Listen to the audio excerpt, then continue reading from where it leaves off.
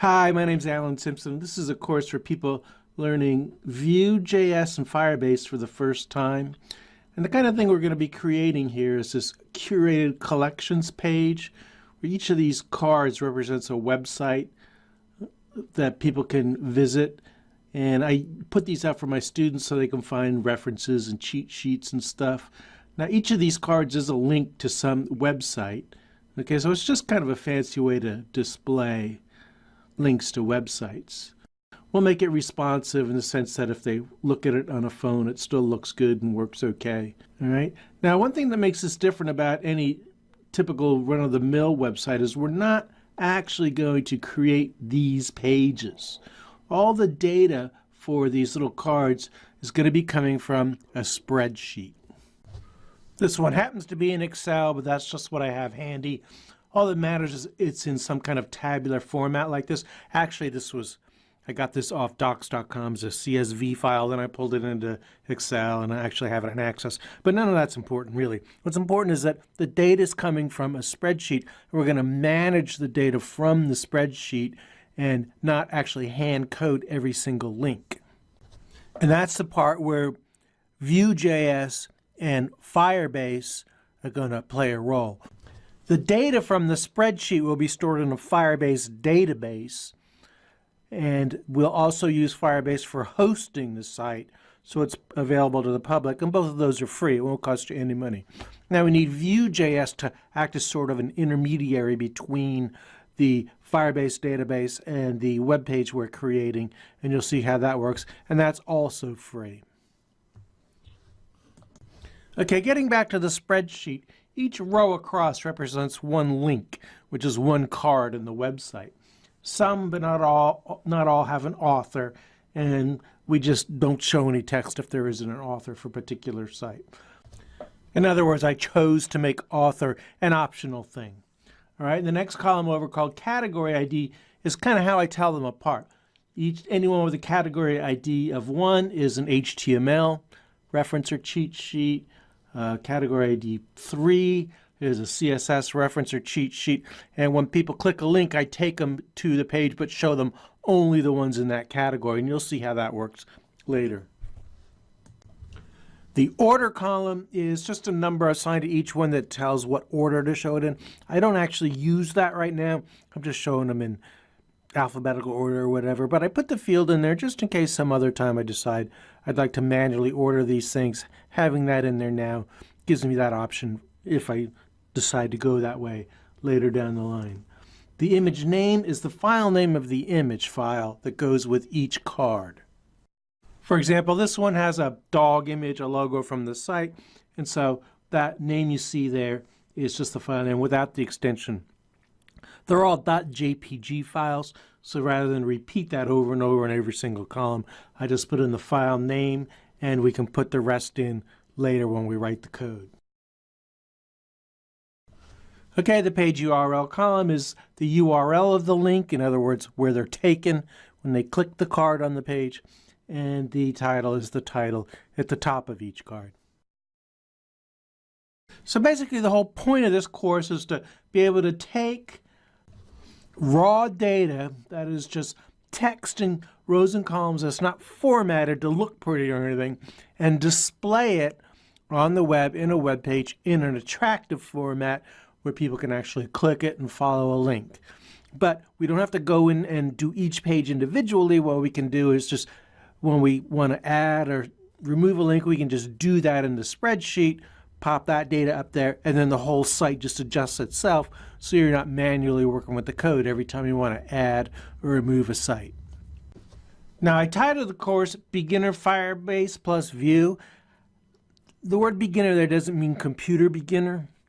This is for people who just haven't used Vue or Firebase yet, but you should be familiar with HTML, CSS, a little bit of JavaScript would definitely help, and you'll need some kind of a code editor.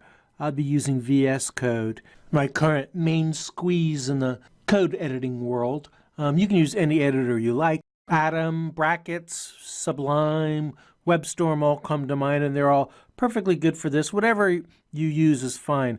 But the point is, I'm not going to be teaching you how to pick an editor or use an editor. You're going to have to already know how to do that and have some experience writing code with that particular editor. You're also going to need some tools of the trade, including Node.js and Vue.js, CLI, and Firebase tools. Now, these things are all free. I don't assume you already have them, so in the next lesson, I'll show you how to get them. But again, they are free, so don't worry about having to go out and spend any money for this stuff. All right? So if that still sounds like something you might be interested in, coming over to the next lesson, and we will get right into it. See you there. Hey, it's Alan. Welcome back. Alrighty, in this lesson, we're going to talk about installing the three main components you need for this sort of thing: Node.js, Vue.js, and Firebase. Now, they're free, so you don't have to worry about them costing you any money. First, I'll show you how to do it in Windows, and then I'll show you how to do it in a Mac. In this course, it rarely matters what you're using. This one lesson isn't a little bit of an exception, so I'll do it separately. I'll do Windows first. If you're not using Windows, you can fast forward to where you see the Apple logo and pick it up from there. I'm using Windows 10. It's basically the same in any other version of Windows. Okay, so here I'm at the desktop, and you need to get to the command prompt first. And what I suggest you do is go ahead and click the Start button, type CMD, look for Command Prompt on the Start menu, right-click that, and choose Run as Administrator. It might ask if you're sure, just click Yes, and that'll open up the Command Prompt window, which looks something like this. And the first thing we'll do is check to see if you already have Node installed.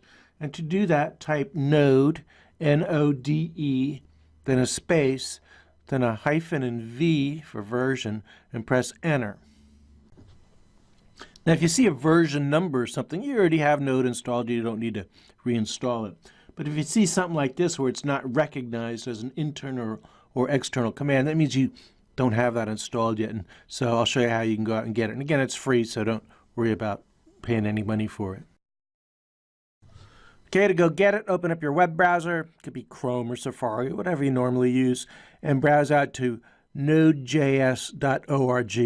If you search for it, it'll probably be the first item in the search results. But just make sure you end up at the right page, which looks something like this. It won't look exactly that way when you get there because it may be a newer version number, but it should look something like this.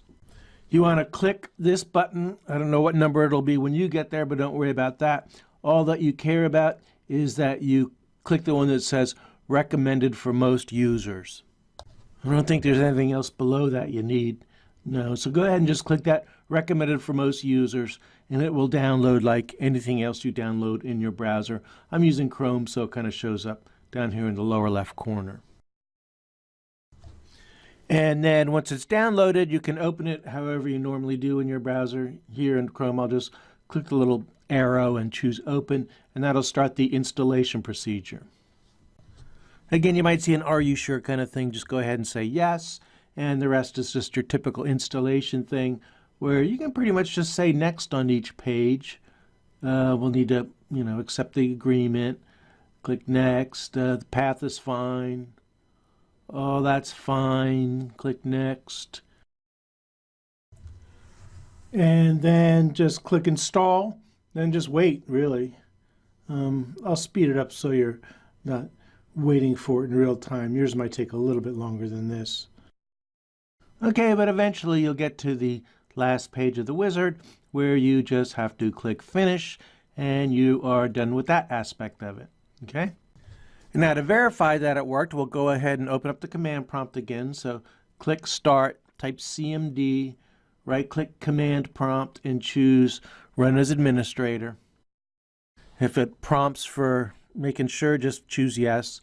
Okay? And then again, we want to type, at the command prompt, we want to type Node space hyphen V and press Enter. And this time you should see a version number.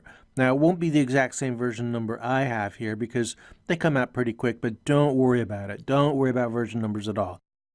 Node comes with a thing called Node Package Manager, or NPM for short. And as the name implies, it allows you to manage packages which are chunks of code you can use in your own development for free. For example, Vue.js and Firebase tools are NPM packages, node packages that you'll be installing shortly.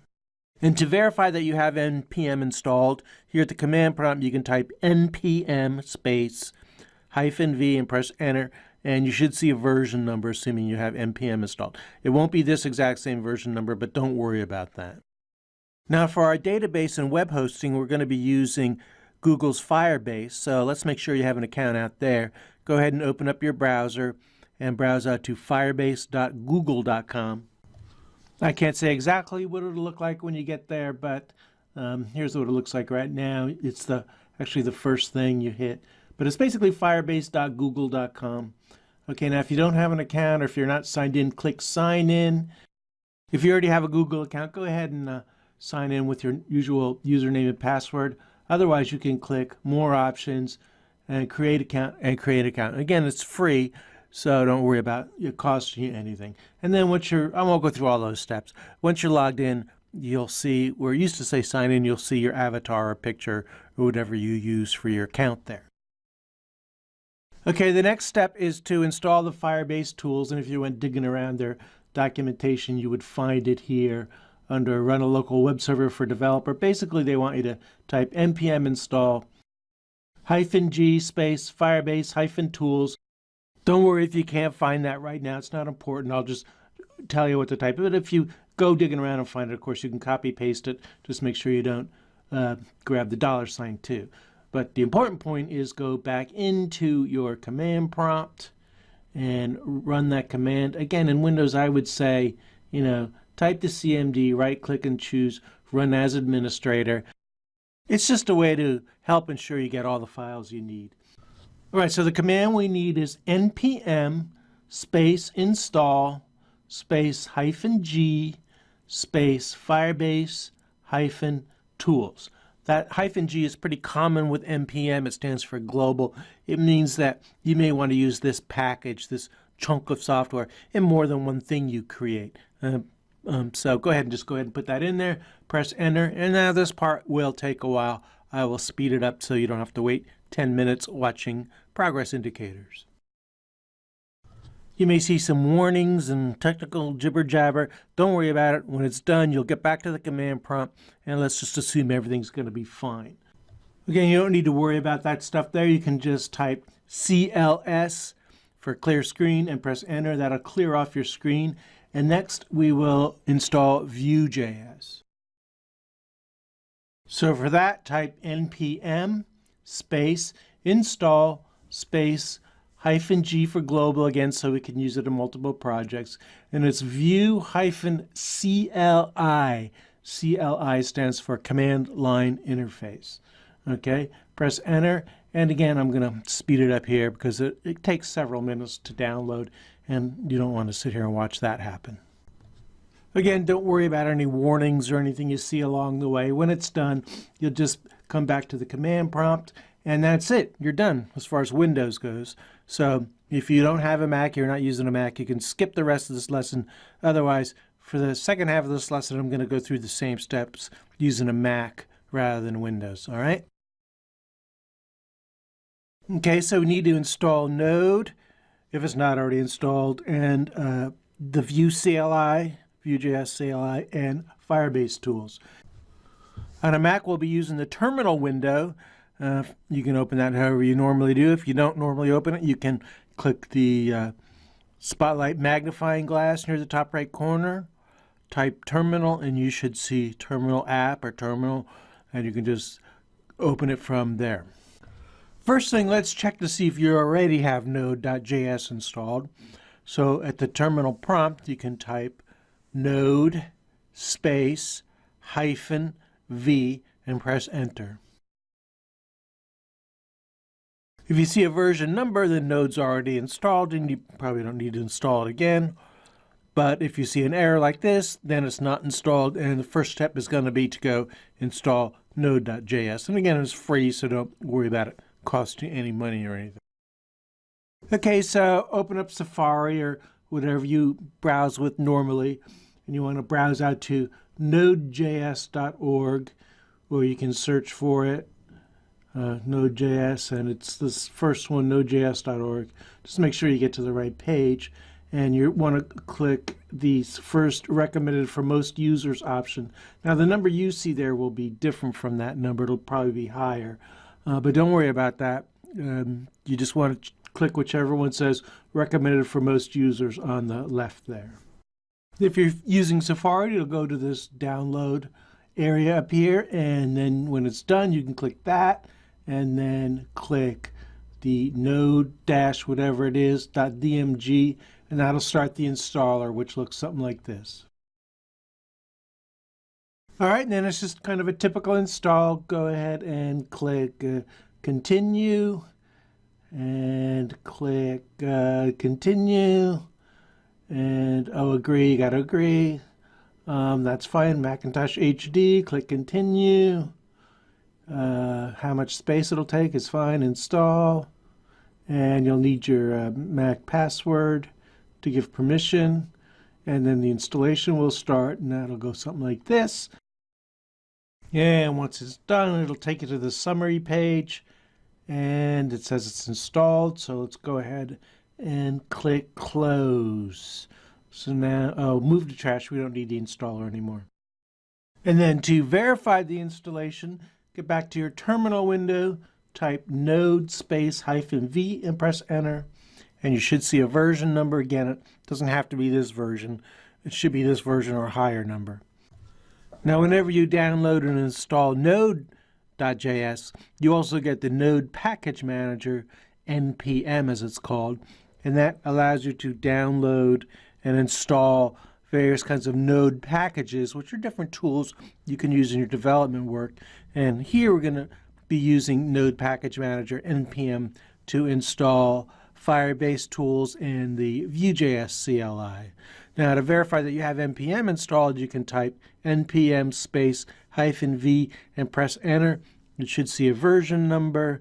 Doesn't matter what the version number is, it should be this number or higher. Yours will probably be higher, but don't worry about that. In this course, we're going to use Firebase both for our database storage and to host our website for free. You'll need to have a Google account for that to work, and if you're not sure about that, go ahead and browse out to firebase.google.com. You can use Safari or whatever you use as your web browser. And if you see sign in over here, you can go ahead and click that and sign into your Google account. If you don't have a Google account, you can click more options and create an account. Now, I won't go step by step through all that. You should be able to do that just by following the prompts on the screen. But the thing is, you want to be able to have a Firebase account so that you can click sign in at firebase.google.com and see your avatar or picture, whatever you use for your account there. And then once you have your Google account, then you can go back to your command prompt and install the Firebase tools. Now, the Firebase site has tons of documentation and tutorials for doing all this stuff. I'm not going to try to teach all of Firebase. Like I said, I just want to focus on a specific project. So I'll just show you what we need for here. But here you can see it tells you to install the Firebase tools. You use an npm command. So we'll go back to a terminal window and do that next. You can close the browser window, whatever. We don't really need that now. Back at the terminal window, you want to enter the command sudo, sudo, which is super user do, kind of administrative privileges you're granting yourself, and then space npm space install, and again a space and -g. Again, that stands for global in npm, and it's just a way of installing it in a way that it's usable across multiple projects if you want to use it that way.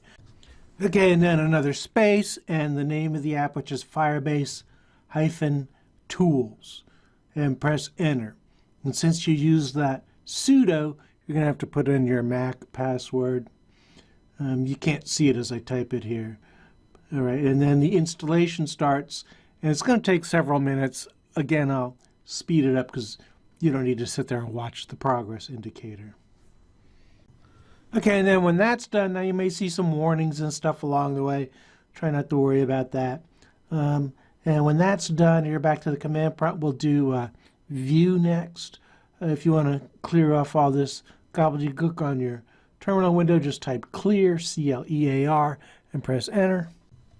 And again, we'll type sudo, S-U-D-O, a space, npm, space, install, space, -G for global, so it's accessible to multiple projects, then space in Vue, V-U-E, -CLI, and press enter.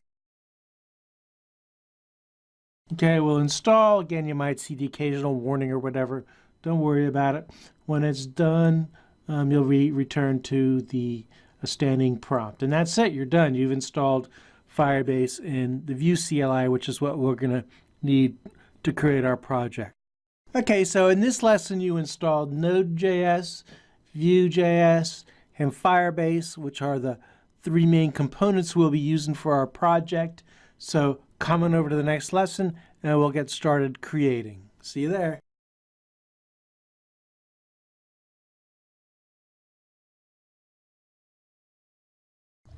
Hey, it's Alan. Welcome back. Okay, as mentioned, we're going to use Google Firebase for some aspects of this website we're building. We're going to use the database to store the information about our links. And again, I have these in a spreadsheet right now. It could be a database table, whatever. But it's just kind of easier to manage in this one. I don't want to manually go through and mark up each of these as with HTML tags. I like to just store the information in a database and then display it in a format that's attractive to the eye. And the database side of Firebase is going to give us that part of it, the storage side of it. And then we're also going to use Firebase hosting, which basically lets anyone in the world browse to and view the website. And again, both are free, so this isn't going to cost you any money to do that. All right, let's get started. I'll assume you already set up your Google account, so you want to browse out to firebase.google.com.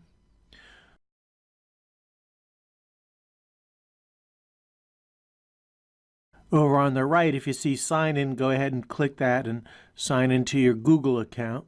I'm already signed in, so I see my picture instead. Then click Go to Console. And when I get there, I see a project named Collections, which is basically a rough draft, the one we're going to be creating here, but we'll recreate it from scratch. All right, so you want to click Add Project. Give it a name, and I'll call this one Collects. Google makes up a project ID for it, which is just your name followed by some numbers. Click Create Project, and this will become your Firebase project. And within the project, you can use different features of Firebase. And as I mentioned, we're going to be using the database, and we're also going to be using the hosting. I'm not going to try to explain everything in there. This course would take forever. So to create the database, go back to the database card there and click Get Started under Database. And then you want to choose Get Started under Real-Time Database. And it basically creates an empty database for you. Now, the default security rules require users to be authenticated. That's the default setting. It's not exactly what I want in this particular app. I want users, the public, to be able to come in and look around all they want, okay, so they can see anything I put out there. That I don't mind. However, I'm not going to let them add their own links or other content, so I'm not going to give them write permissions. So to define the rules I want to instill, I'll click Rules up here, and I get this little display of two types of rules. Read, meaning people can look at it but not change it, and write, meaning people can look at it and change it. That AUTH is short for authenticated, or you can think of it as authorized. But that followed by does not equal null means that in order to write, the authentication can't be null. That is, the authentication can't be nothing. So if I leave that for write, then that means only people who are authenticated can change the data, and I want that to be me, and I'm the only person who knows the username and password in order to get the authenticated. So for write, I'll leave that as auth does not equal no. But read, the public can read it all they want. They can look at it and see it. So To prevent them from having to log in, I'll change the read permission to true, meaning true, anybody can read this. They don't have to be authorized or authenticated. Okay, so that means the public can read, look at the data, but only I can write, change the data. Now, not all websites are that way, obviously, but this particular example will be that way. All right, so after I make that change, I click Publish. All right, so that just saves the change. It doesn't take you anywhere, but that is the settings now. So then go back to Data, and now I can start putting in my data. I could type it in, but since I already have a spreadsheet, I want to just upload it in there so that, you know, it's up there where the website can access the data and show it to people, but I still have my spreadsheet on my computer that I can use to manage the data. Now, the data I intend to use is in a spreadsheet, as I mentioned earlier. So it's in a tabular format with rows and columns. Across the top of each column, I have given each column a unique name. In a database, we might call that a field name. I intentionally didn't put in any spaces or anything because our code is going to be using this name. So it's really more for computers than it is for people. And another thing I can benefit from is what we call a primary key. And that's where each row, sometimes called a record, across has some unique identifier. And I'll use a simple number like number 1 for the first one, 2 for the second one, and so forth. You can see numbers down the left side of Excel like that already, but those aren't part of my data. Those are just part of the spreadsheet. If I want to make them part of the data, then I'll have to add a column and put in the numbers. And an easy way to add a column in Excel is go to the column to the right of where you want to make a new column. In this case, the first column, I'll right-click and choose Insert, and now I have a new empty column to the left. I'll name this column Key because it's going to be my key, the thing that uniquely identifies each row. And now I want to number these, but I don't want to do it manually because there's a whole bunch of them. So since I'm in Excel, I can just use a formula equal row. And that just puts a number into that row to the left. Now, truthfully, the very first row here is field names. The actual data doesn't start till the next row down. And so technically, this should be row 1 of data. And it's fine to leave it like this. The numbers don't have meaning per se. They just have to be unique to each row.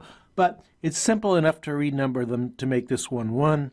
So where I have equal row here, I'll put equal row minus 1, and that will just give it a row number that's 1 less than the actual row number. So now the first data row is a 1. And then I'll copy the formula down by dragging that little green square in the lower right corner. And remember, some of these have author names, some don't. I think we'll just drag it all the way down till they're all filled. And now, all right, so now each row has a unique number. Now, before I can move them to Firebase, I'm going to have to put these in JSON format. So I'll click File and choose Export. And I'll start by sending it to a CSV file, comma separated values. That's kind of a generic thing that's easy to convert to other formats. It doesn't matter what you call the file. It'll just be, I'll call collection items CSV. All right, now that's what I'm going to convert to JSON and then upload. So let me get out of Excel here. There's that CSV file. All right. And now when I open it up, you can see that it kind of looks the same, but instead of neat little columns, it's just text with separated by commas. And that's why we call it comma separated values. This is the file I'm going to convert to JSON. But it doesn't need to be open. I just opened it up in Notepad++ so you could see it. That's not a required step, so I'll close that now. Now I got to go out to the web and find something that'll convert this CSV to a keyed JSON JSON file. I'll just Google convert CSV to JSON, no A, and there's a bunch of them, but I think I usually use this one on the top here, so I'll just go to that site. All right, I'm not going to look at all the options. I've done this before, so I know how to do it. You can see there are different explanations. But all I have to do is come down to select input and click choose file. And that CSV file is the one I'm converting. I'll grab that. And it shows you what that CSV file looks like once it's imported here. And that's fine. Again, there's my key on the left and the other fields are there. Now this is almost okay. In fact, I think most of these other options, the first row is column names. You want to choose that. And let's see, I think the rest of the stuff is going to be fine. Yes, this is all. Since it's coming from a Excel CSV file, none of this stuff has to be changed at all. It's all fine. All right, if keyed JSON, the first column is 1, so that's correct. All right, now Firebase is going to want this to be keyed JSON, so I'm going to come down here and under choose conversion type, I'll choose that second option, CSV to keyed JSON. All right, and so now, whoops, sorry, each key kind of, each row has the key number to the left and then the data. And I'll call this collection items. Download result. And that brings the file down. And it has a JSON extension. I'll open it up.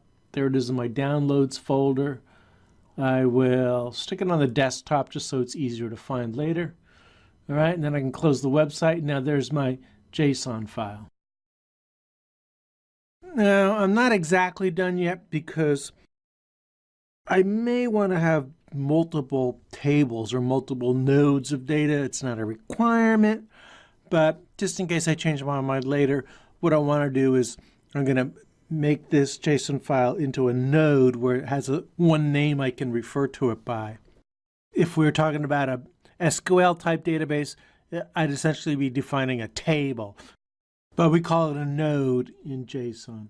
All right, so I have to open this in a text editor or something. I could use VS Code, Visual Studio Code. I happen to have Notepad++ on this machine. I can use that instead. Doesn't matter as long as it's a text editor. And here's what it looks like. So this used to be a spreadsheet, then I converted it to a CSV, and now it's a keyed JSON format in this file. All right, to make this into a node, I have to come up to the top.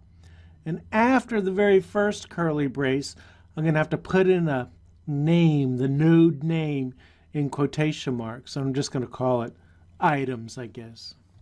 And then I need a colon after that and an opening curly brace. When I type it, I automatically get 2 because Notepad's putting in the second one automatically. But that one really doesn't go right there, so I'll remove it and put it way down at the very bottom, so that all of these items you see here are contained within that items node, which is defined by those parentheses. Okay, so there's the closing one for the node, and I'll save that.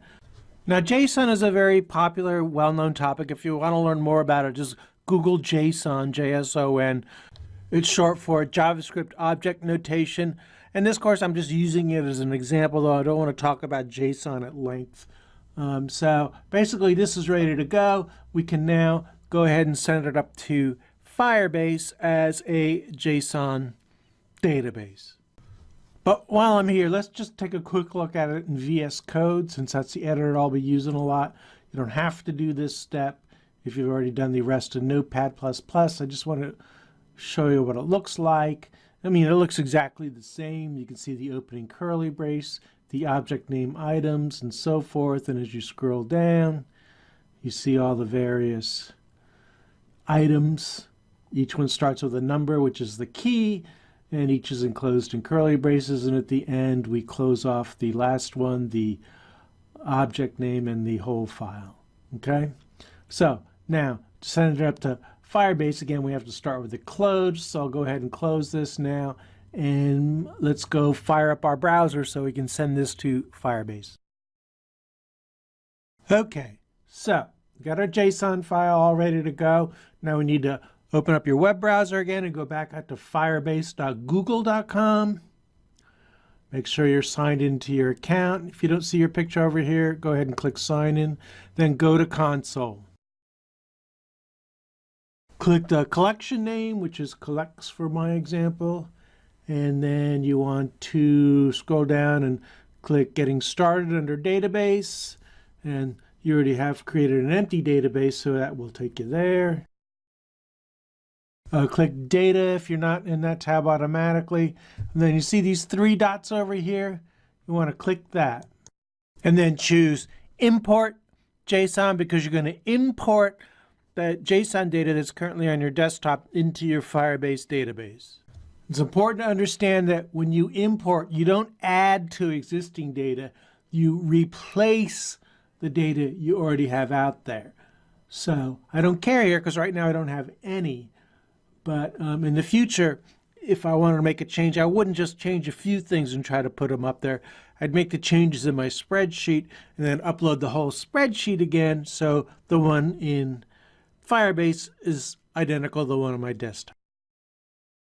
Okay, so to do the import, I'll click Browse, go out and find that file on my desktop, that JSON file. I'll click Import, and that should import the whole thing. And it sure didn't take long.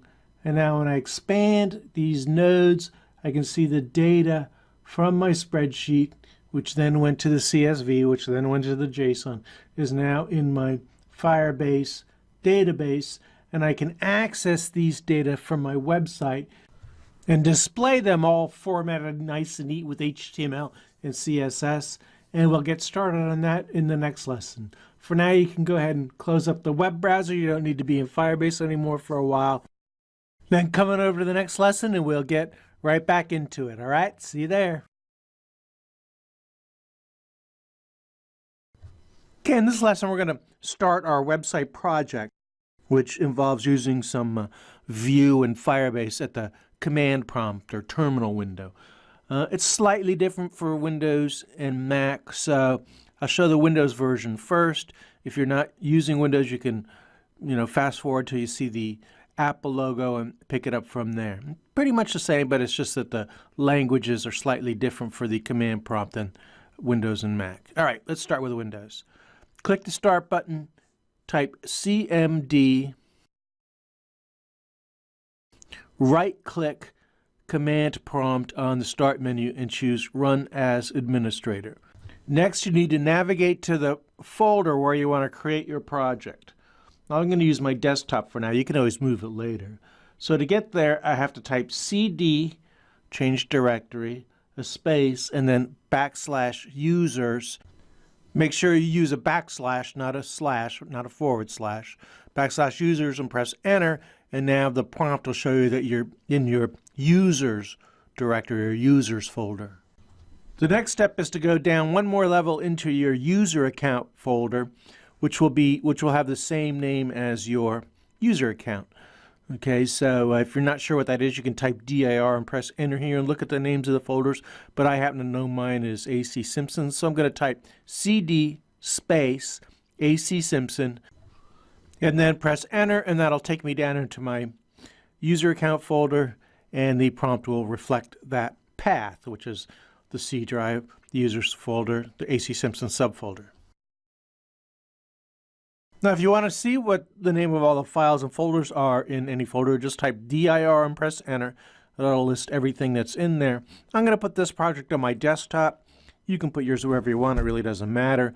But the desktop's just easy to work with, and I can always move it later to some other folder. All right. So to get to the desktop, I just type CD space desktop. Press enter, and the prompt changes to let you know you're now pointing at the desktop folder for your user account.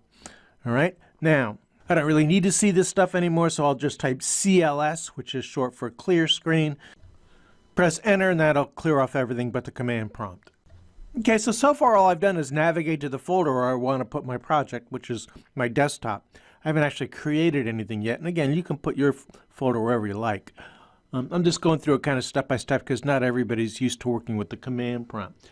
To actually create your project, you need to type the command Vue, V-U-E, space, init, which is short for initialize, space, Webpack, which is just an optional tool we'll use to kind of package up the things so they're easier to work with. Then space, and then the name of your project. In my case, that's going to be collects with an X, short for collections. All right, press enter. Next, it'll ask you some questions about this thing you're creating. If you want to keep the suggested name, just press enter. A description is optional. I'll call mine a Vue 2 and Firebase project. But again, if you just press enter, it would use that default. The author is me. Of course, you could put your own name there. Press enter. Press enter for the first option. No, I'm not going to use Vue Router. No, I'm not going to use ESLint. No, I'm not going to use unit tests. No, I'm not going to use Nightwatch. And for each of those, I typed the letter N and pressed enter to answer no. This last one's giving me 3 choices. I want the bottom one, so I'll press the down arrow key a couple times to highlight that and press enter. And this is where we end up. Okay, they tell you what you need to do next. CD collects to get down into that folder you just created during that initialization process. Press enter. Whoops, collects X. All right, press enter, and then you want to type npm install. See, I'm in that collects subfolder on my desktop. npm space install. Press enter, and now you got to wait a bit because this takes a little time. But I'm going to speed it up so you don't have to watch it in real time. I mean, it will take several minutes, but don't worry about it. You don't have to do it often. And it's doing a lot of work so that you don't have to do that work. Now, you may see warnings and things like that as it goes along. Try to just ignore those. And don't worry about exact numbers or anything. You'll know you're done when you're back to the command prompt. To make sure everything's going to work, you can type npm space run space dev, and that tells it to run a development web server, which is basically the same idea as a real web server out on the web, except for it's running on your computer and it's serving up your project to your browser on your computer. So basically it's mimicking real life. Now keep in mind, only you're seeing this. This isn't a real web server where the public can get to it. This is just for testing and development purposes. And when the web server is loaded, it tells you how you can browse to your page or your project. So you would open up a web browser, doesn't matter which one, and browse to that URL. And when you press enter and get there, it opens up a generic page from the Vue project, and you didn't create this intentionally. It's just a sample page that's in the Vue project, but this tells you that everything's working so far, so you're good to go and start developing your Vue project, okay? But we're not just using Vue, we're using Firebase too, so we have another step. So you want to press Control-C, then type Y and press enter to cancel the web browser, and now you're back at your normal command prompt. And here, and again in your collects folder, you want to type npm space install space Firebase, then space and VueFire, which allows Firebase to be used with Vue, and then -- save. Okay, now all this is in the Firebase documentation and the Vue documentation. Wasn't just born knowing this stuff, okay? But go ahead, type that in, press enter, and that will install Firebase and VueFire into that collects folder, which is, again, your website. And that's going to allow you to use both Vue and Firebase in your project. Now, I'll speed it up again so you don't have to wait. Yours will take longer. At the end, it should look something like this, though that's more errors than I've seen in the past. I'm going to guess that they're not that important, but to test it out again, we'll run the development server. So that's npm space run space dev. Press enter, and you'll see the URL when the web server's ready to serve up your page. So go ahead and browse to that URL, and if that sample Vue page comes up, we'll assume you're good to go, and we are ready to move on to the next step where we actually finally start developing our app, our website. Now, that was the Windows version. Here's the Mac version for those of you who are strictly using Mac. It's the same basic idea, except you'll use the terminal window instead of a command prompt, and you'll use Unix type commands for navigating around and creating folders and stuff. So the first step is to open Terminal. If you don't have a preferred method, you can click the spotlight magnifying glass, search for Terminal, and when you see Terminal app, go ahead and open that. That should open up your Terminal window, which is going to look something like this, and then you're ready to go. Start entering commands. Now, on this computer, my user account name is Alan, and I can see by the Alan dollar there that I'm currently in that folder. So I'm going to put this project on my desktop. So to get there, I type cd space desktop and press enter. To see the contents of a folder, you type ls and press enter. I only have one subfolder in mine called stuff and junk. All right, so when I do ls to see what's in my desktop, all I see is that one entry. To create our project, you want to enter the command sudo sudo, which is super user do. Just make sure you have lots of permissions. Space vue vue, space init to initialize, space webpack, which is just an added tool we're going to use to help organize things, space, and then the name of the project, which in my case is collects with an X. All right, now since I use sudo, I have to put in the password for this account and then press enter, and now it asks me what I want to do. I'll name it collects, press enter. You can just use the generic description, or I'll type a new description. Press enter, type your name, press enter. On this one, I'm going to press enter to set the default. Each of these, I'll type N and press enter to accept no. We don't need to overcomplicate things here. Here, I'll choose that last option. So press down arrow a couple times to highlight that last option, then press enter to select it. And then it gives you a little feedback about how to proceed.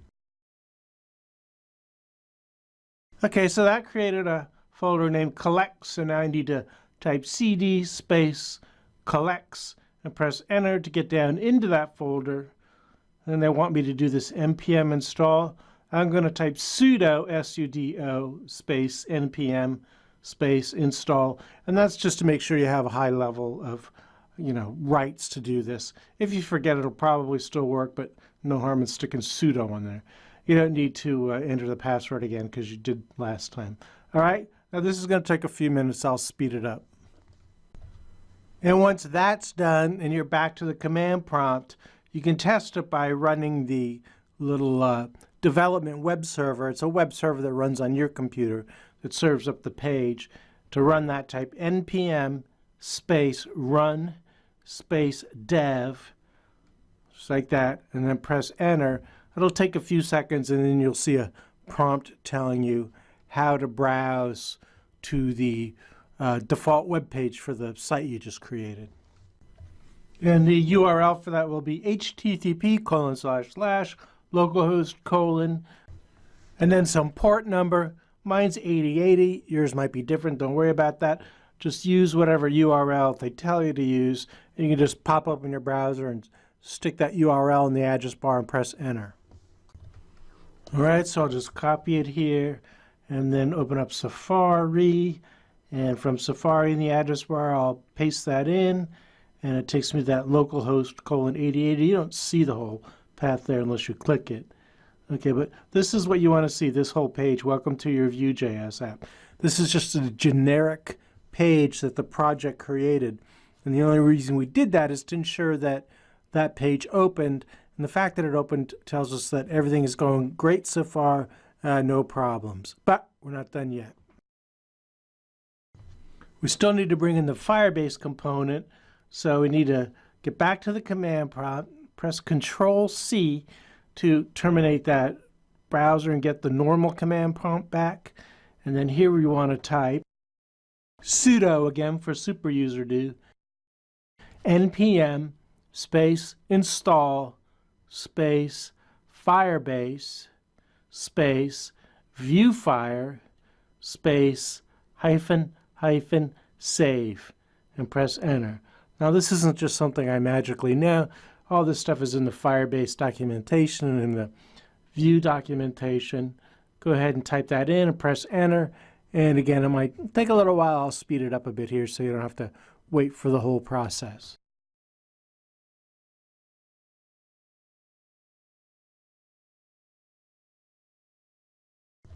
And when you get back to the command prompt again, we'll run it through the development server again, make sure everything's still working. So again, here you just type npm space run space dev and press enter. And when you see the URL for the project you're working on, go ahead and copy and paste it or type it into a browser address bar. And again, it should look the same as before. We're just testing to make sure we didn't break anything along the way here. Okay, I'll paste that in. All right, so I browse to that and I see the Vue.js app welcome page. That just tells me that everything's going well, so we're done with that. And so that's it, we're done. Our folder's created, and this is where we're going to be doing the rest of our development work. All right? Now back in the terminal window, you want to press Control-C to stop that server from running. Then you can just close that window with the red circle, and that's it. All right, in the next lesson, we're going to start writing actual code. All right, see you over there.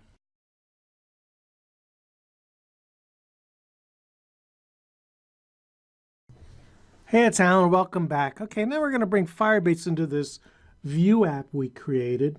Remember, I ran Vue and it created that collects folder. I said I was going to use VS Code as my editor, so I'll open up that. Click the Explorer thing here and open a folder. And I want to open that collects folder on my desktop that Vue and it created. When I do that, I see the contents of that folder over here. Okay. Now, before I go on, let me just point out a couple things. If I click File, you'll see that autosave is checked here.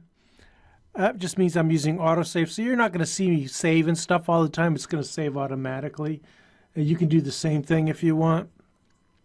And as far as extensions go, there's none that are required, but yours will act a little differently from mine if yours are radically different. Most of mine are coming from this Vue extension pack. Where is it? Down here somewhere. All right, and so if you want to follow along and use that too, you can just go up to the top of the extension pane there and type VUE. And the one you're looking for is this one by Sarah Drasner. I can't install it because I already have it installed, but if you didn't have it installed, you would just click install and follow the instructions to install it and reload. All right, so that's for VS Code. Now let's get back to our Vue project here. Okay, now inside this source src folder is where most of the code you'll be working with is located. This main.js is the main entry point into the app. If you click it, it opens up over in the editor area. This line import Vue from Vue actually imports Vue from that node modules folder. You wouldn't mess around with that code. This import app from /app is actually importing this app.vue file that you can and will play around with, and that determines some of the content for the site. But before we get into content, we need to tell this app we intend to use Firebase. So here in main.js, under this first import, I need another import, I'm going to say. And watch your uppercase, lowercase letters here. This stuff is case sensitive. Import VueFire with a capital V, capital F, and then VueFire, lowercase and single quotes.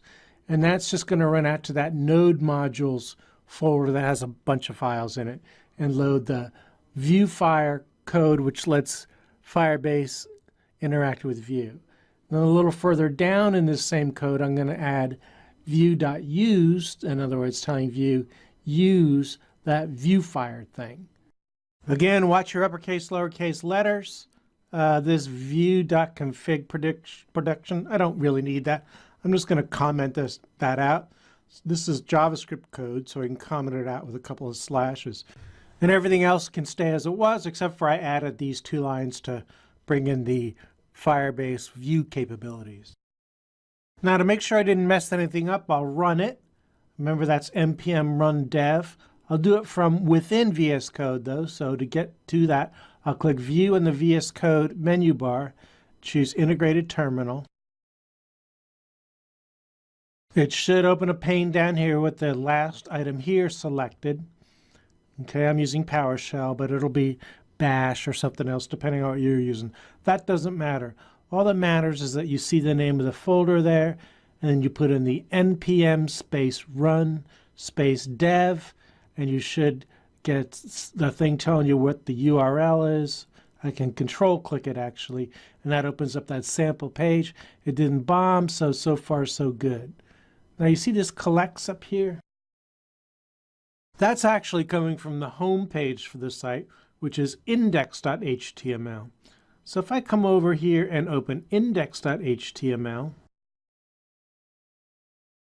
you can see in the title tags that collects title. All right, say I don't want it to be collects, I'll change it to something else. So, you can just put whatever you want there. It doesn't appear on the page, just in the tab, but it's always good to have it show something meaningful to your user. And I'll just change it to Alan Simpson collection. Now, if I go back and I refresh the page, then I see it also appears up there. All right, now I don't need any of this content either, but that's not coming from index.html. That's coming from app.vue. If I open that up, okay, if I go to the top, here's this image source equal logo.png tag. If I take that out and click off that line, that removes the image. And now I'm going to guess the rest of the stuff is coming from this hello world tag. If I take that out, well, that's gone too, and now I have a blank page. Now that means down here, I don't really need to import hello world since I just said I'm not using that anymore, so I'll comment that line out. Down here, I don't need this component for hello world because I'm not showing that anymore either. Now, if I take that out, now if you get a bad thing, like see how it kind of blew up over here? That just means I made a mistake, and it's telling me that there's something wacky going on with these two curly braces. If I remove one of those, which I missed the first time, then it runs again, and it's a blank page, and that's what I want it to be right now. Because what I really want to show here is data from that spreadsheet that I put in the Firebase database. Okay, so a blank page is a good starting point for the moment. Okay, let me zoom in a little here on app.vue. I'm still on app.vue. I just want to zoom in a little bit. And where I used to have import hello world, which I don't need anymore, I'm going to say import Firebase, capital F, from, and then in quotes again, single quotes, I'm going to say Firebase. And that sort of makes a connection to the Firebase code and the Node modules, and Node.js. And then I'm going to say let my configuration be open curly brace, close curly brace, and then I have to grab some data for that, all right? And I can only get that from Firebase. So I'm going to go back out to Firebase, all right? Firebase.google.com. And I'm already logged in. I can see my picture there. So I'll hit go to console.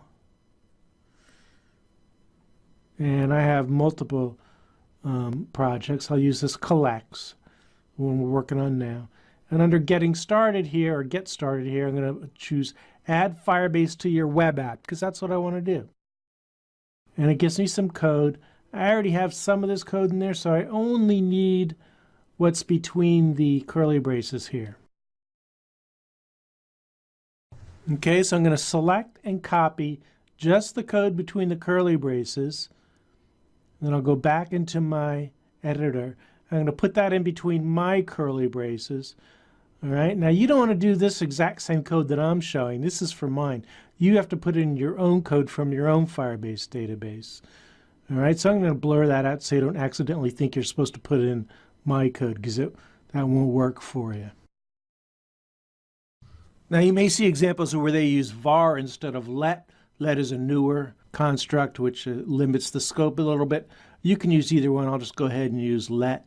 It is a JavaScript thing. If you want to learn about it, you can just Google JavaScript let or something. All right, so next, after that, we have to say let app equal Firebase initialize app config. All right, so in other words, we're going to define a thing called app, and it's an initialized database that gets this value from this config variable.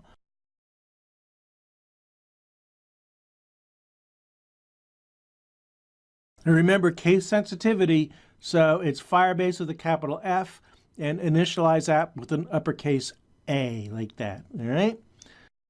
Okay, so now the word app is a reference to that Firebase app, the whole Firebase thing collects. I want to specifically refer to the database in there, so I'll make another reference, and I'll call this one, I don't know, DB, short for database. Okay, DB is just a made-up name. Equal that app dot database. Okay, so now we're just pointing to the database inside that Firebase project I have. Now within that database, I specifically want the items node, which in SQL would be like the items table. So again, I'm going to say let items ref, items ref is just a name I made up, equal db.refer ref items.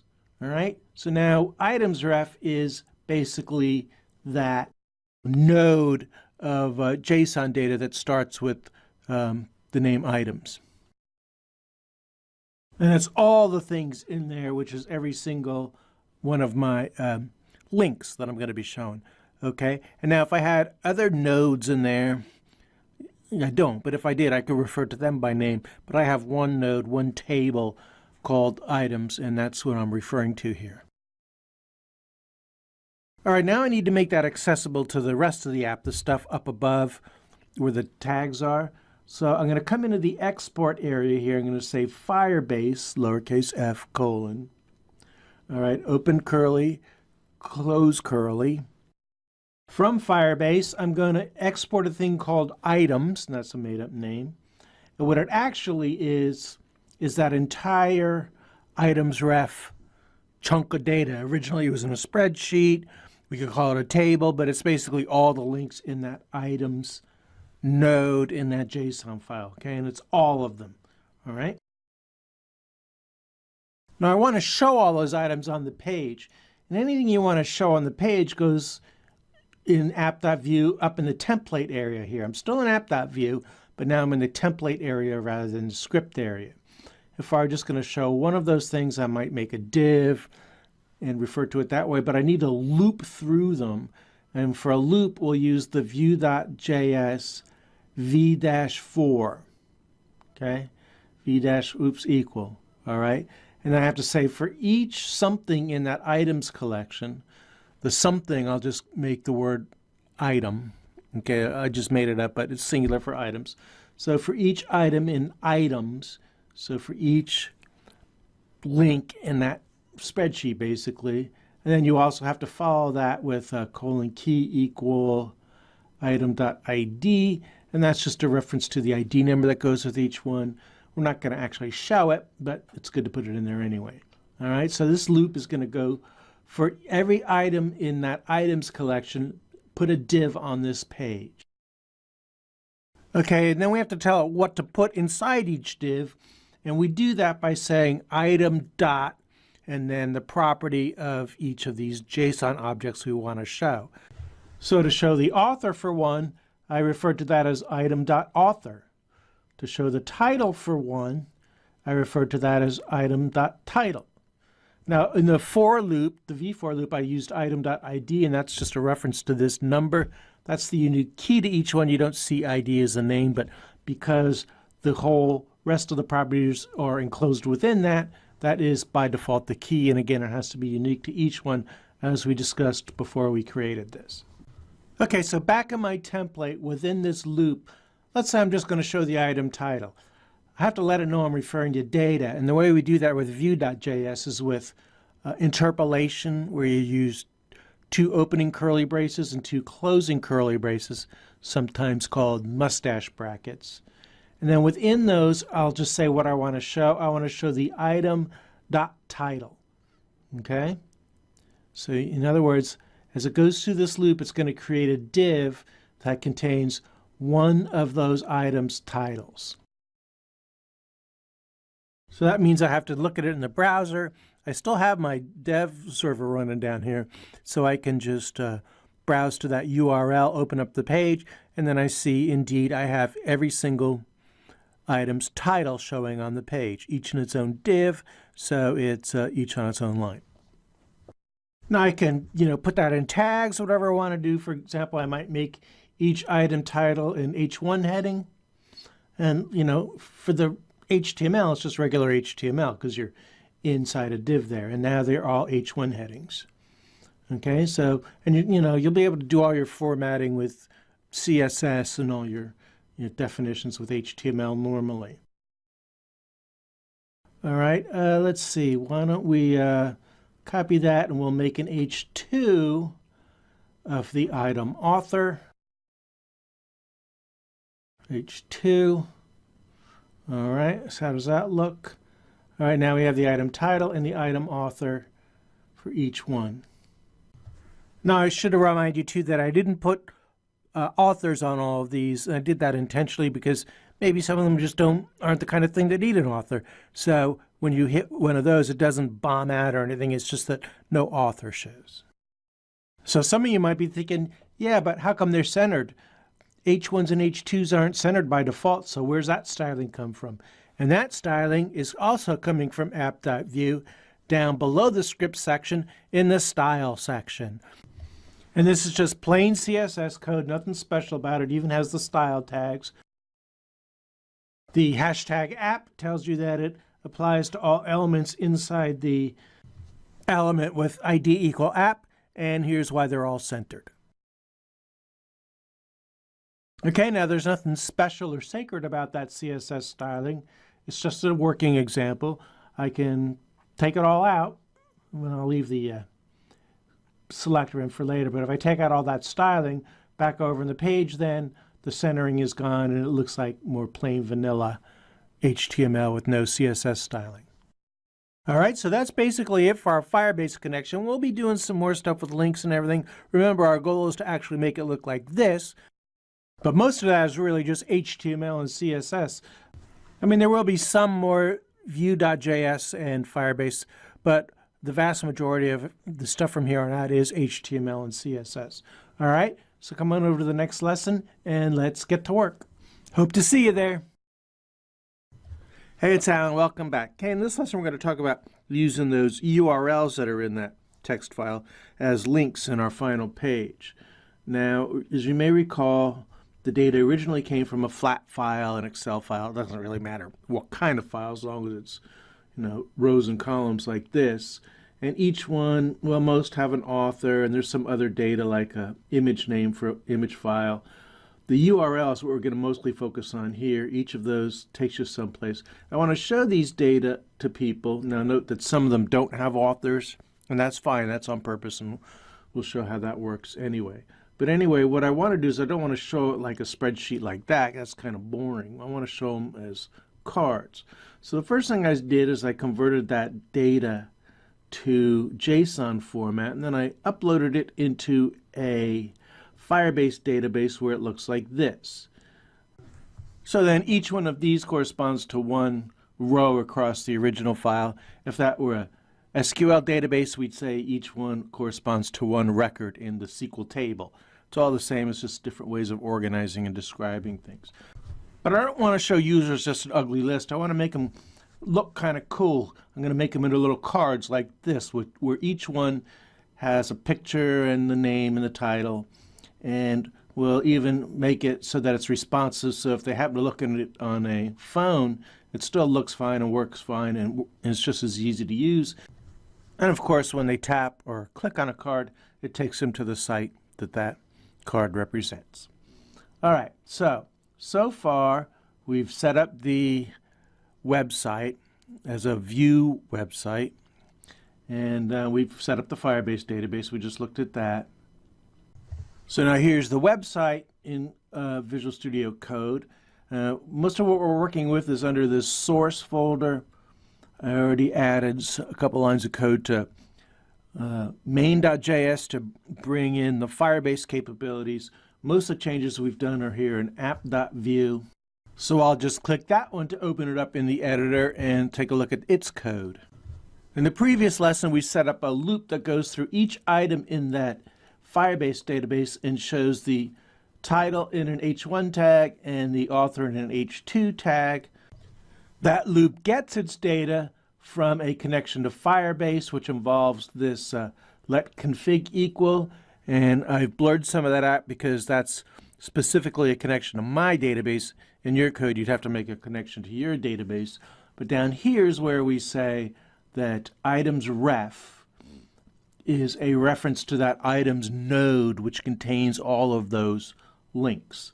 Okay, and we export it here as a object, a collection called items.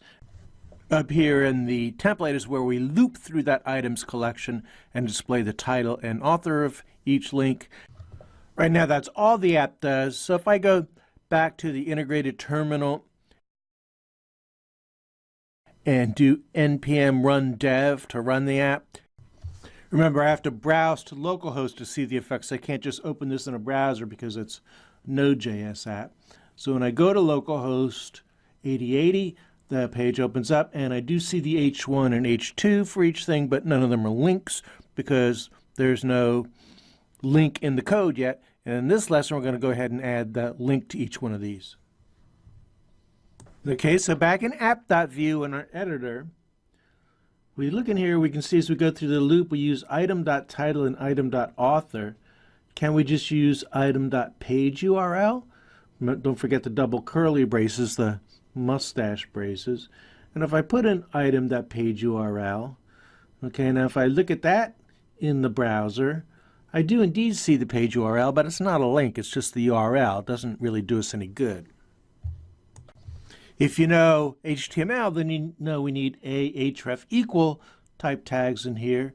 So let's go back to our code and see if we can just put a href equal, and maybe that mustache thing in quotation marks, and close off the a tag after the h2. And then down below we see something that doesn't look good.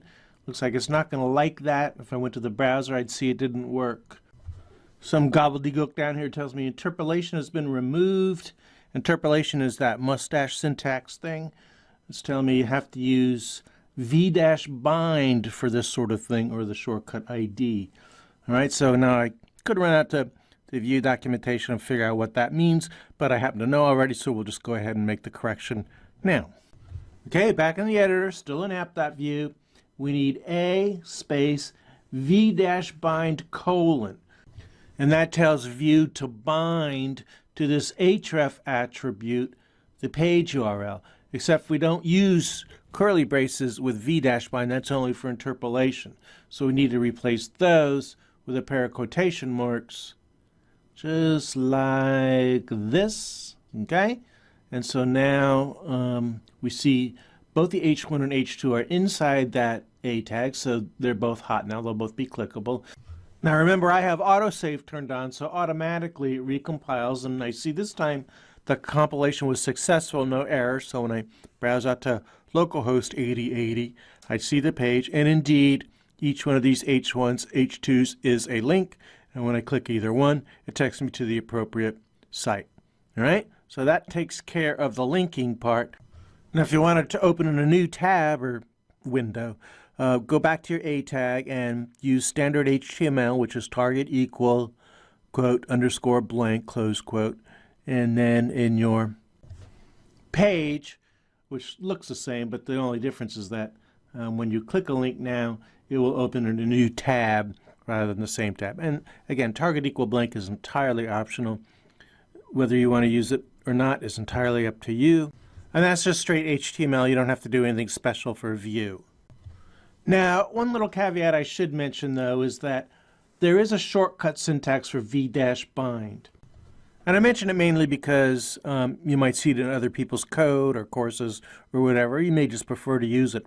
And that's instead of using v-bind colon, you can just use colon, okay? And it has the exact same effect. But in the interest of making it a little more obvious than that, I'll go ahead and leave ours at v-bind, okay?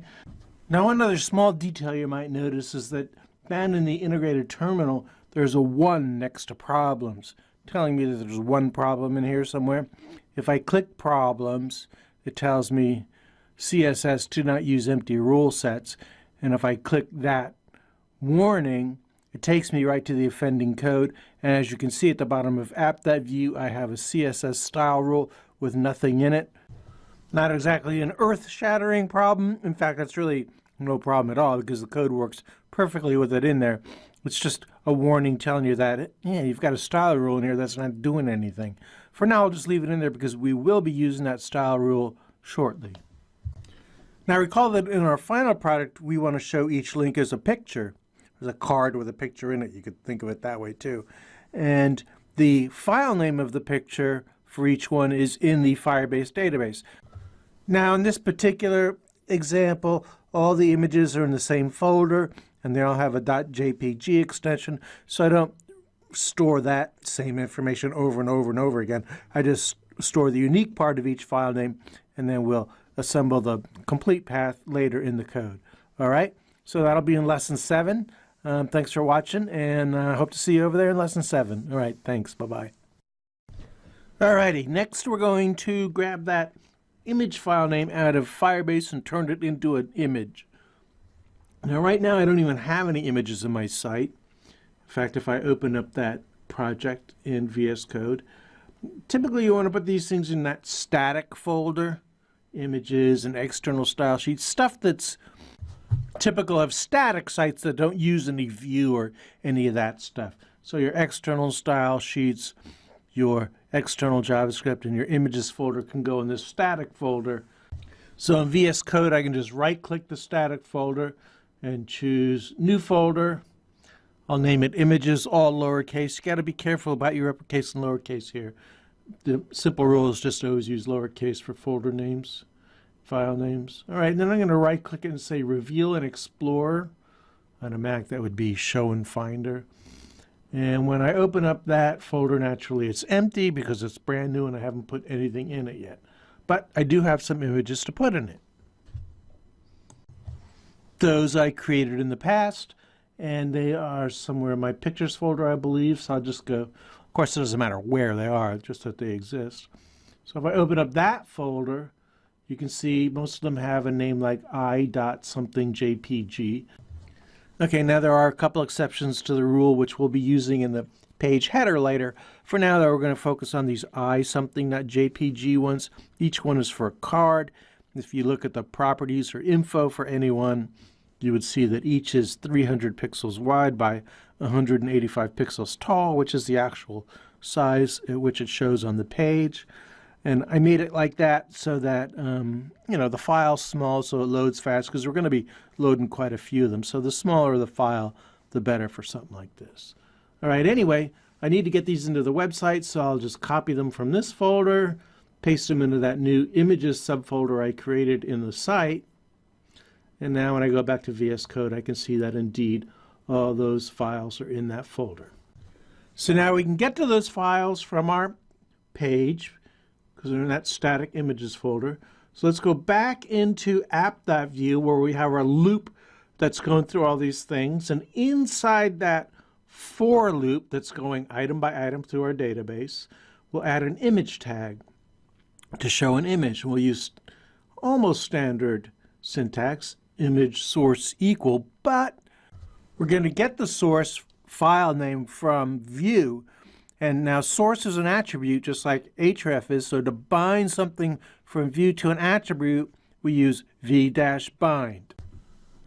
Okay, so it's going to be v-bind : and the name of the attribute to which we want to bind something, and then it'll be equal, and then we'll fill that in a minute. Well, I'm thinking about it. Let's go ahead and put in the alt equal quote quote, which is a SEO recommendation, and we can leave that quote quote blank because this is a decorative image, but still you should put the alt equal attribute in there just to show you didn't forget about it. Then we'll close off the tag, and now what are we going to put inside these quotes for binding to the source attribute? Let's go take a look in the Firebase database again just to make sure we don't get anything wrong. So I'll just browse out there and go to console and open up that database. And there I can see in each item in my database, I have an image name property, and it's an image name without an extension, just the unique part. All right, so can I come up here and say bind item.imageName? Is that enough? Well, let's run it and see.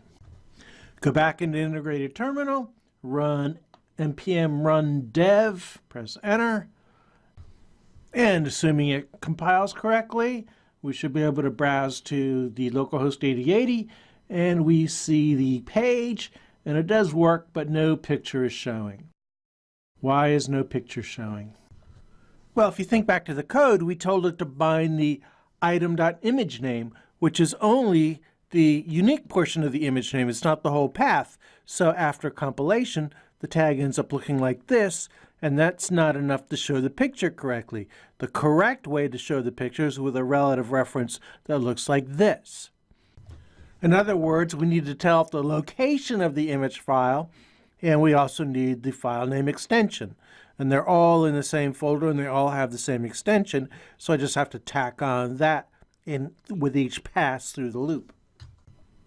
To make that happen in Vue, I'm going to have to go back into my script code. I'm going to have to add a method, which is basically a JavaScript function that accepts some value, namely the item that I'm currently looking at as I loop through. And within that method, I'll just tack on the path, the folder path, and the extension, which is always the same. And I'll send it right back up to the template, and that should work fine. So what does that code look like? Well, we're still in app.vue, which is nice. It's all in one place. But we have to come down to the script section.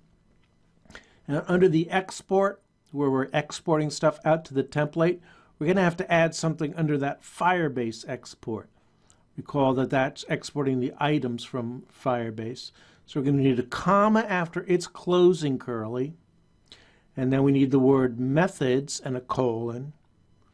And then we need an open curly and a closing curly. Now in between these I can define my methods. Each one has to have a unique name, and you can make up your own name. I'll call my first one image path, since it's making an image path. And then a colon, and then we have to say it's a function. So I use function, open paren, closing paren. If you're passing something in, you need a variable name for that. That too is a made-up name, and I'll just use I. All right? Now I need curly braces for the function itself, and then I do my code inside those curly braces. And what I want to do is I want to return the literal string /static/images, which is the folder that contains the images. And I have to start it with that / because it's relative to the root. And then what you can do, oh, I need this, right? And now onto that, I'm going to tack the item.image name. Remember, I is the item for each pass through the loop, so it's going to have that image name value. And then I have to tack onto that literally, in quotes, .jpg. Okay? So we're saying return the string /static/images/ plus whatever the file name is of the image plus .jpg. And I will be the item which is passed down from the calling function. So how does that happen?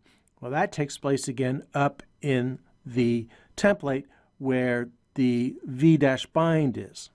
And instead of item.image name, I say image path, which is the name of my function, image path, open paren item, pass down this item.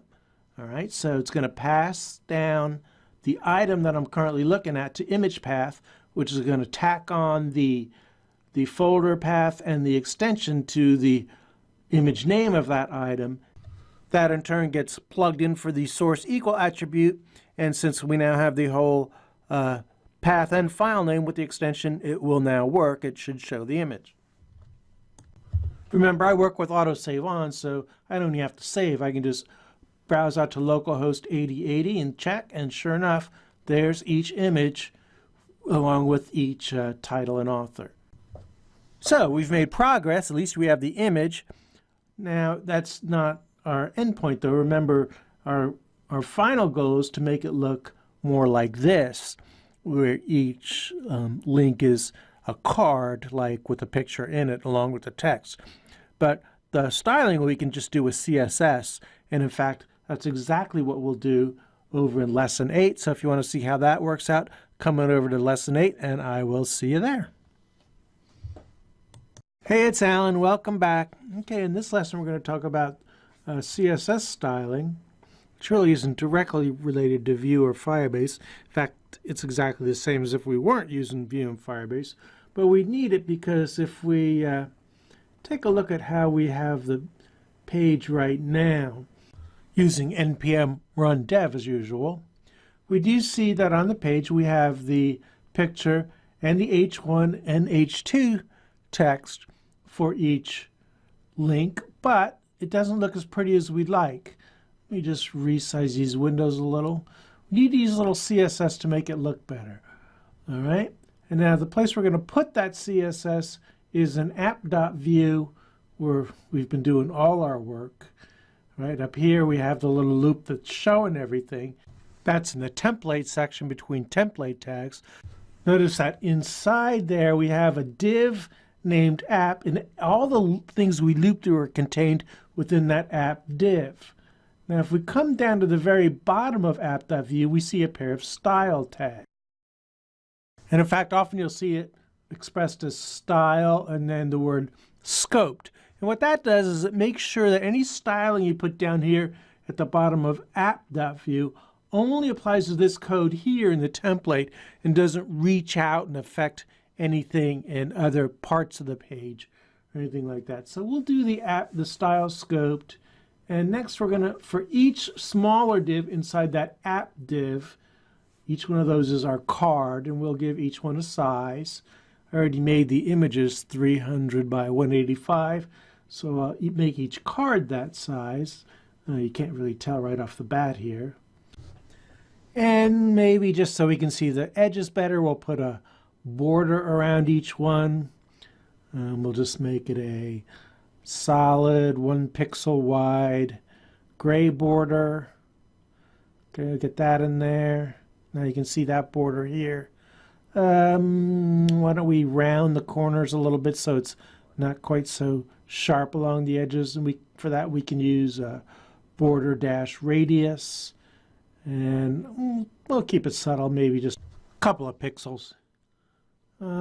It's kind of hard to tell. Let's put a little space between these now so they're not touching. A little margin of, say, like half an EM, which is half of a line of text, about 8 pixels, and that's pretty decent right there.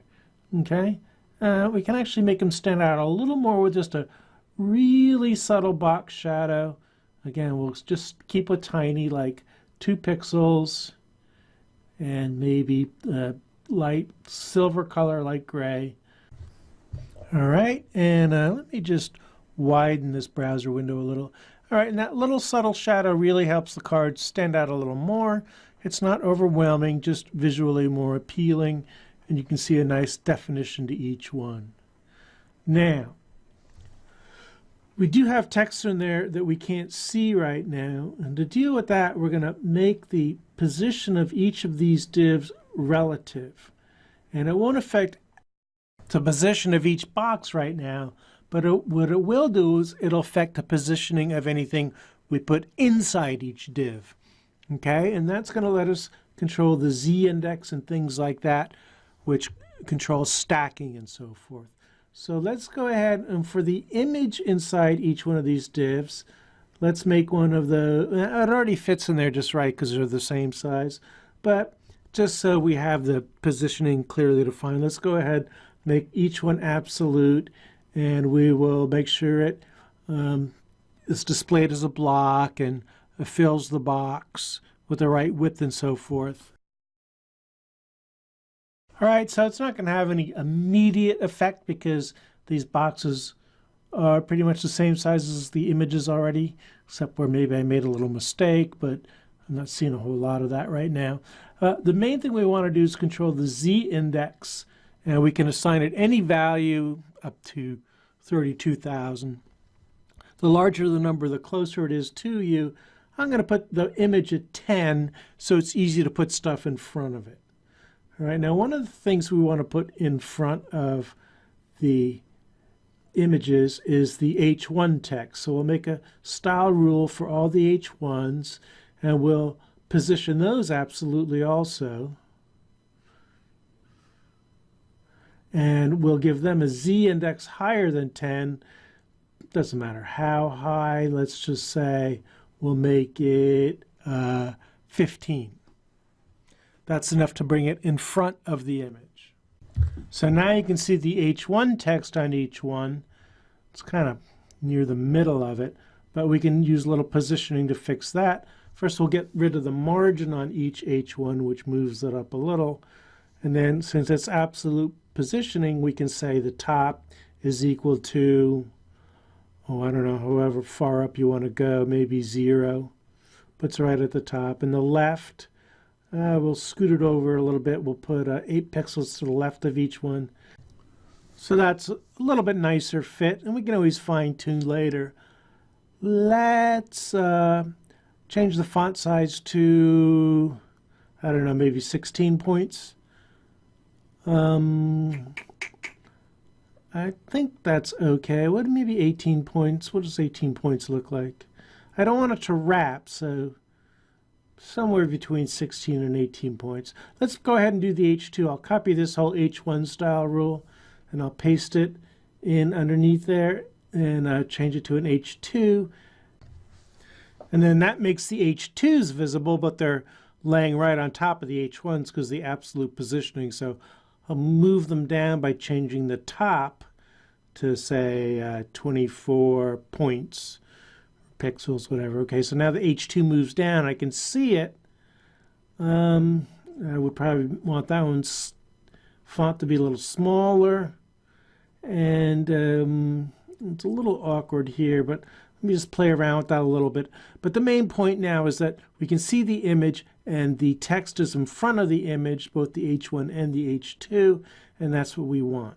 All right. And the reason, again, we used absolute positioning is because it allows us to control that Z index, how close it is to you, and the exact left, top, right positioning, which we really need in little boxes like this to make them look just the way we want. Now, the text doesn't go well against the more complex backgrounds, but rather than work with individual headings, we'll work on the A tags. Recall that the A tag, the link, encompasses both the H1 and H2 in our code, so any styling we apply to the H1, to the A tag will apply to the H1 and H2. And of course, that's what makes it a link.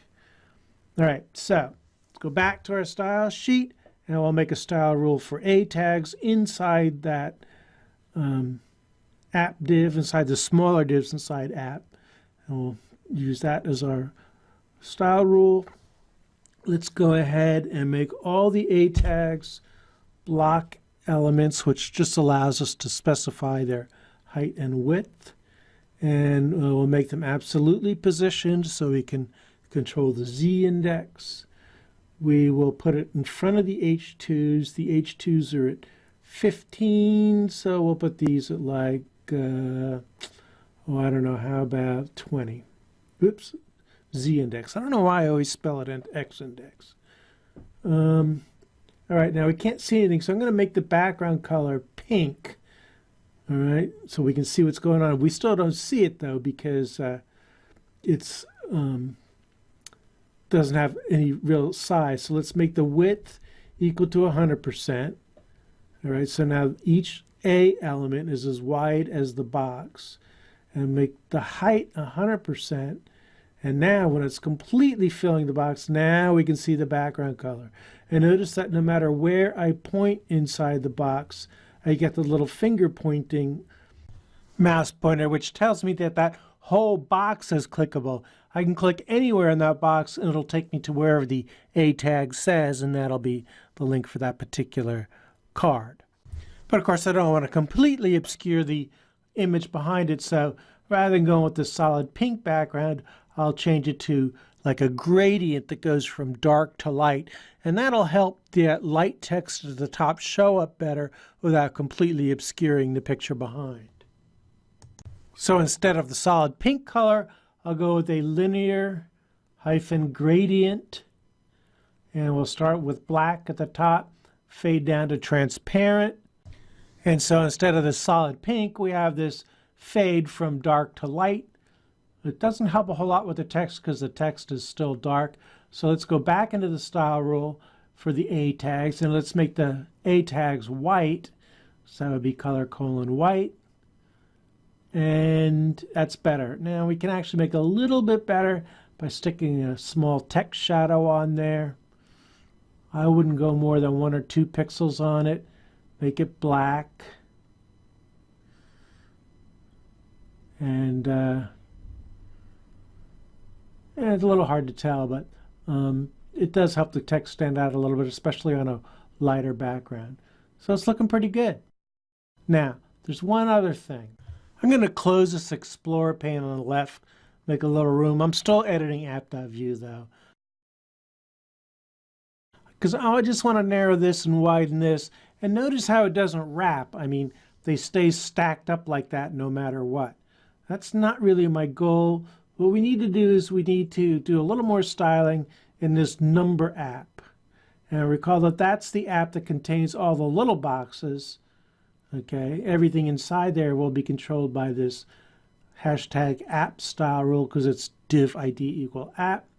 What we're going to say in there is display : flex, which kind of lets things, well, flex. At first they look absolutely horrible because they're all fitting across there.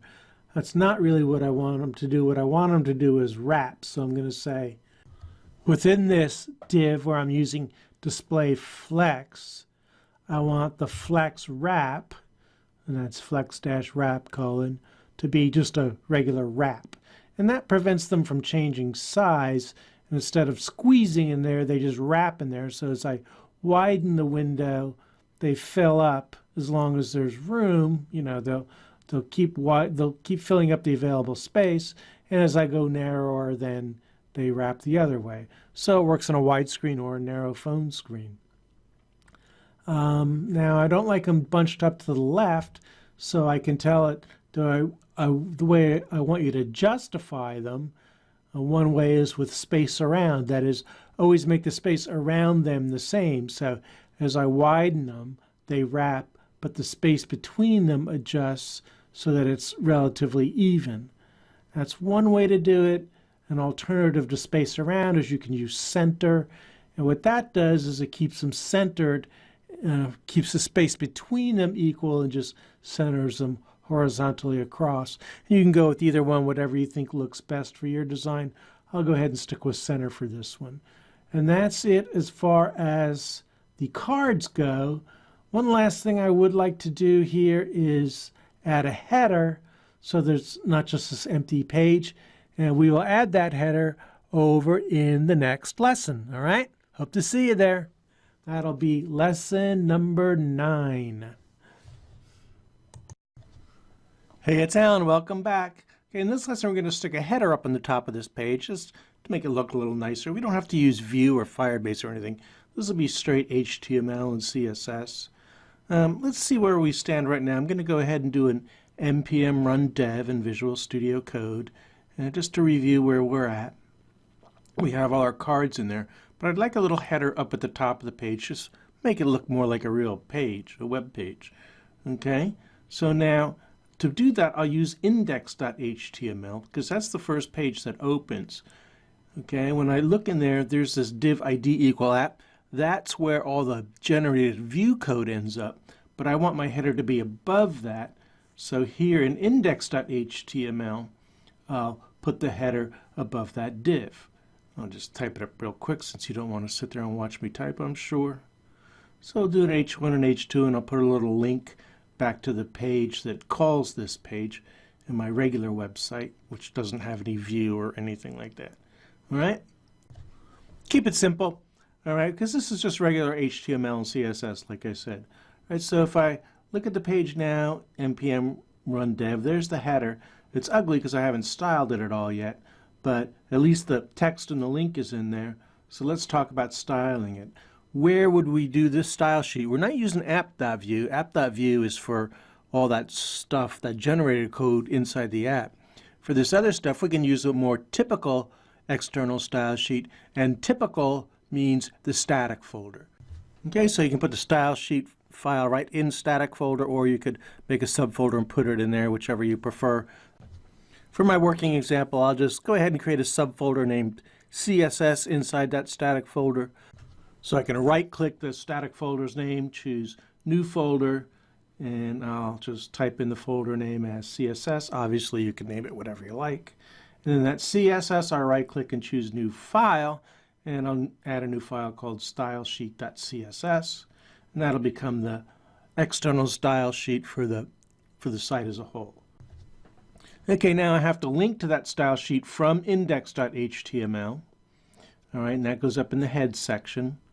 I'll just put it right here above the title tags, I guess. And we'll say link, link href equal, and now I need the full absolute path, which starts with /static, because it has to be relative to the root, then /css, and then the name of the style sheet, and rel equals style sheet. Okay, so that provides my link to that external style sheet from index.html. Now we can start creating the style rules in stylesheet.css, which is currently empty because it's brand new, and we'll start with the style rule for the header. I'll just make it the full width of the page, 100%, and give it a height of like 100 pixels. That's the size of my background image, which I already have. Background image, the URL. That's in my static images folder, so if I span that out, there it is, called banner 2. Okay, that's my background image for my header. So I'll just go in here, and again, you have to use the absolute path starting with /static /images, and then the name of that file. Now I do have autosave on, so I don't have to save the file, but since I didn't really change the Vue code, I do have to refresh the browser after changing, index.html or the style sheet. Now, of course, you can, size and position your background however you like. I think what I'll do is I will set it so it's centered vertically and off to the, showing the right side, which is a lighter color. So if I refresh now, that'll look better there. Okay. So it's not great, but it's getting there. I see there's a little empty space to the left and the right of the header. I'd like to get rid of that. I suspect that's the body default margin. So I'll come back to my style sheet. I'll make a body style rule and set its margins to 0. Okay, and then, whoops, I didn't mean to close that. Refresh it. All right, it reaches over to the edge. I have a feeling that top margin is the H1 heading margin. So, but before we style those, I'd like to grab a couple custom fonts to match the rest of my site. So I'm going to go out to fonts.google.com and grab, let's see, Josephine Sands and Pacifico, I think I used before. Yeah, there's Josephine Sands. I'll add that one. And the other one is Pacifico. I'll add that one. And then I will, okay, there's 2 selected, so I'll expand that up. And here's my code I need. I actually need the import code because I'm going to put it in my style sheet. So I'll copy that at import and paste it into the top of my style sheet. And that brings in those 2 fonts. Now I need this code to know how to refer to those fonts. So what I usually do is I just copy that code right out of there and I stick in a little CSS comment, and then I can refer to that later when I want to use those fonts, what the correct naming is. Okay, so now back to my style sheet. All right, let's do the style rule for the H1 heading. So that's the H1 inside the header. And we'll say I'll grab that font code for the Pacifico out of the comment here I pasted in, assign that to the H1, and let's see how that looks. Still got a big gap above it. I think that's the margin. So let's, underneath that font, let's just set the margin to 0. And that takes care of the gap above the header. Now, you know what? I should have actually put a picture there to the left. Typically, you put a logo or something to the left. I'll use my own picture. So, again, that'll be an index.html inside the header. I'm going to make it the first thing in there, so I'll put the image tag right under the header tag in index.html. Now, I already have the image in my static images folder we talked about earlier. So there it is right here. I'm going to use this Allen round in the images subfolder in static. All right, so let me put my image tag in. Image source equal quote quote, and don't forget the alternate text. I'll just put my name. Okay, and then the source is going to be /static. Again, it has to be relative to the root.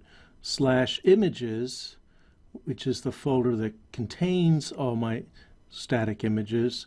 And then the name of that is, what was it again? Allen Round. I'll just copy it here. Just to play it safe, always assume case sensitive, so use the same uppercase, lowercase letters. And let me refresh the page, and there it is. And needless to say, it's way too big, but that we can go back and finish styling in stylesheet.css. Okay, there's only one image in the header, so I can just make a style rule called header space image, img. All right, so that applies to any image tags in there. I'll make the height 80%, so that's a better height, and then float it to the left. Oops, I put that in the wrong place. I have to float the image, not the header, to the left. Let me grab that line, move it down to the header image style rule. There we go. Okay. Now, that image is kind of jammed up in the top left corner, so I'm going to stick a margin on the top of 10 and on the left of 10, and that looks a little better. All right. Let's go back and style that H1 tag again. So that's still in my style sheet, of course. Then I want the header H1 style rule, and I'll make its color white. And it'll look better with a little bit of a text shadow. I usually just do a little tiny, like I said, 1 or 2 pixel thing. You know, you can do it however you like. It just makes it stand out a little better. You can go with a solid black, or if you don't like that, you could do RGBA 0.9, which is almost solid black. It's just a little transparent. If I look at that, see, it makes the letters stand out a little better. All right, and then I'll do a similar thing with the H2. I'll just copy that whole H1 style rule and paste in a copy of it.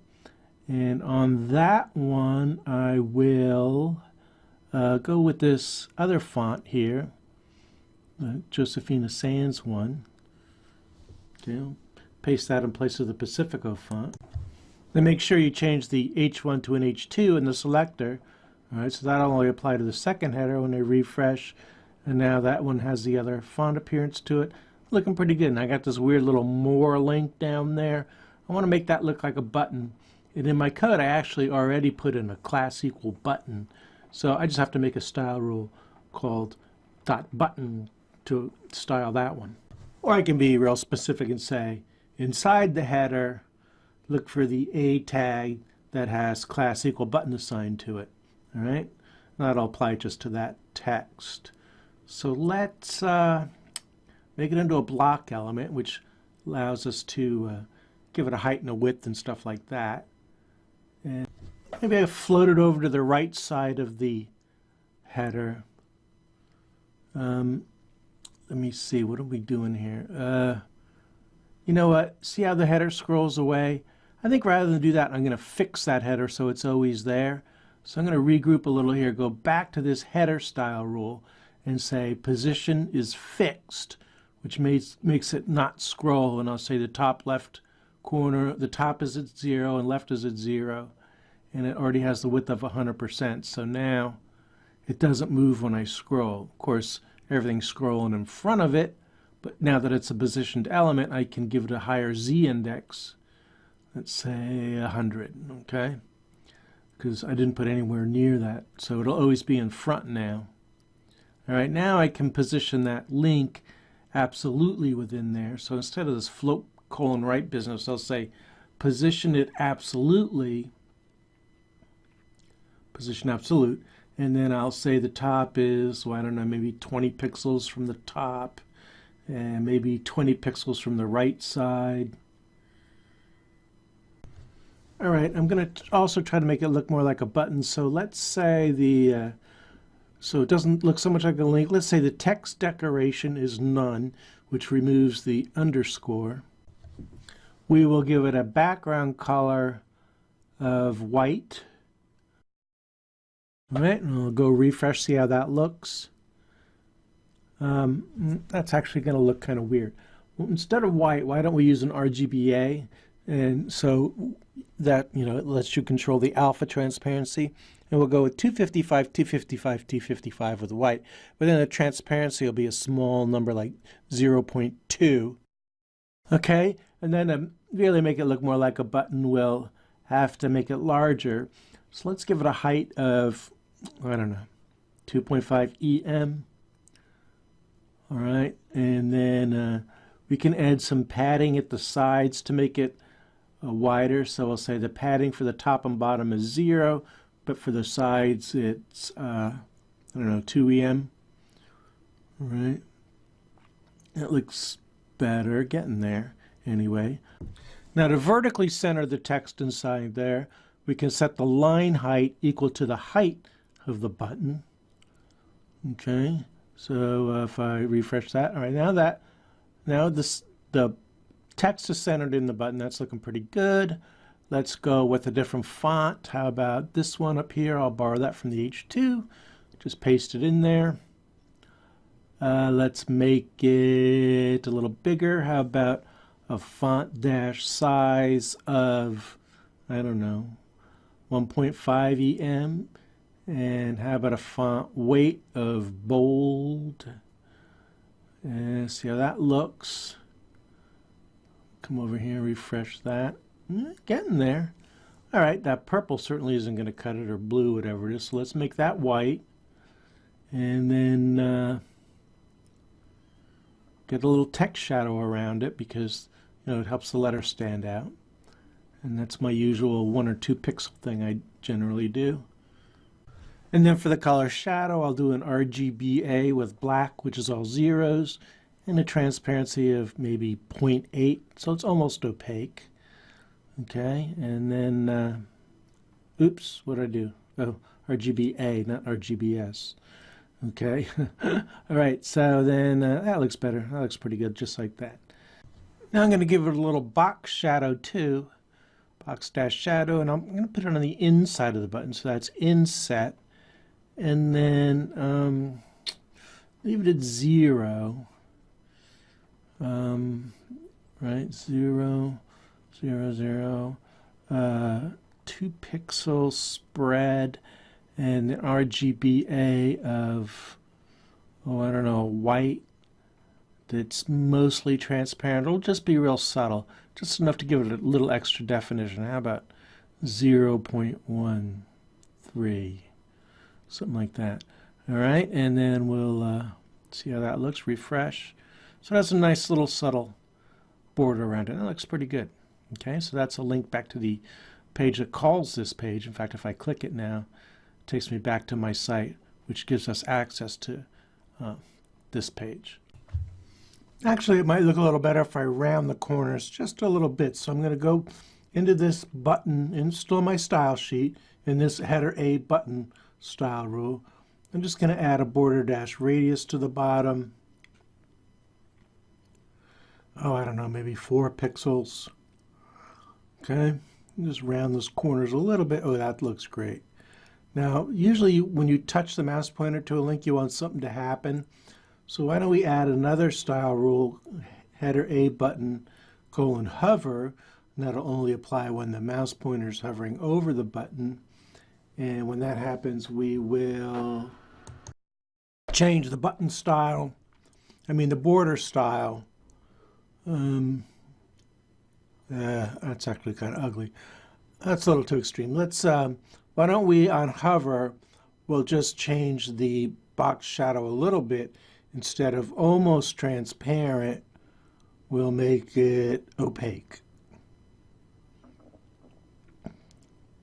Okay. That's all right. I can live with that. It might be a little bright, but you can always play around with this stuff later. Okay, now there is one other thing. Remember I used fixed positioning for the header so it doesn't scroll. But when I scroll to the very top of the page, the top of this app div is cut off because it's got a top margin of 0, so it's behind that header. So what I need to do is add some space to the top of that app div. Now, I actually defined that style rule in app.vue, remember, because that's where all that app stuff is. So I can click that to open it. And then in app.vue, I need to scroll down to those scoped styles that apply only to the Vue code. And the very first one is this #app, which refers to that entire app that contains all the cards. So I need to put some empty space at the top of that app div so that when it's all the way at the top, the empty space is behind that fixed header. So I'm going to say the padding at the top is 120 px, since that header is 100 pixels tall. I'll leave the other ones at 0. And now when I scroll all the way to the top, the very first row is still 20 pixels underneath that fixed header. So that took care of that problem. All right, so I just had to add 120 pixels of padding to the top of that app div, which contains all the boxes, so that when I'm at the top of that page, that blank space is behind the fixed header. Now, if I make this browser window really narrow, you'll see I've created a new problem for myself where the button and the text all kind of crash into each other, which isn't going to look good on a phone. So to make this responsive, we'll have to deal with that somehow so it looks better on a phone. But I don't want to do that right now. This lesson's dragged on long enough. What I'd like to do is first put a footer on the bottom of this to show social media icons for my social sites. And then later on, we'll do the responsive bit. All right? So if you want to do the footer with me, come on over to lesson 10 and we will get right into it. Hope to see you there. Hey, it's Alan. Welcome back. All right, in the last lesson, we put a header at the top of our page of links. In this one, we're going to put a footer down at the bottom. We'll go with the same idea as the fixed header. It'll be a fixed footer, meaning it doesn't move. Let's just review real quick where we left off. I'll open up VS Code, do my npm run dev so I can see what we have right now. And as you can see, it's exactly as I left it at the last lesson. We have the header up at the top and nothing along the bottom, and that's where we're going to put our footer right along the bottom there. Okay, so again, we're going to be using index.html because this is straight HTML and CSS, no Vue or Firebase or anything. And here's our header, which is above that app div. App div is where all that generated code goes, so we want our footer below that in index.html. Okay, and we'll just stick a word in there so we can see something. All right, and then again, our styling will take place in the static style sheet in static CSS style sheet.css. Okay, and we'll go to the bottom. And we'll add a style rule for the footer. And let's just make it fixed so it doesn't scroll like we did with the header. And we'll say the left side's at 0, the bottom's at 0. The width will be the full width of the page. The height will be maybe 40 pixels. And let's just give it a background color so we can see it. For now, doesn't matter. We can change the color later. That's just to make it visible. All right, so when I open up the page and refresh, there it is. Now it's behind the cards. I think I'm going to want it in front of the cards like the header, so I'll give it a larger Z index. Okay, I think the header's at 100, so I'll put it at the same Z index as that. When I refresh, all right, now it's in front of the cards. Now I did create a new little problem for myself. If I go all the way to the bottom, the last two cards are cut off, so I need a little empty space at the bottom of that. And again, I did that styling in app.vue. I mean, I didn't have to do it there, but since that's where I was working, that's where I put it. And if we look at this #app, you can see where I put that 120 pixels up top. So let's see, what did I made that 40 pixels? We'll just stick 60 pixels at the bottom. All right, and now when I scroll all the way to the bottom, the last card should clear that footer, and they do. All right, now I don't really want it to be pink, so I need to go back into style sheet.css where I'm doing the styling for the footer, And instead of pink for the background, we'll say RGBA white, all 255s, and then, like 0.8, which makes it kind of translucent. Okay, so if I look at that, now you can see that it's kind of see-through, and it's not all the way, but it's not all the way white. Okay, that's an attractive way to do it. I'm going to put some social media icons in there. I think I'll center them. Okay, and now, all right, let's just make sure that worked. All right, so hello is centered. I'm not going to show hello. I'm going to show some icons for social media. I'm going to use Font Awesome icons. You don't want to watch me type all that, so I'm just going to go off screen and grab some code out of my real website. I'll paste in one link here. So this is like a link to my Facebook page. See the URL to Facebook.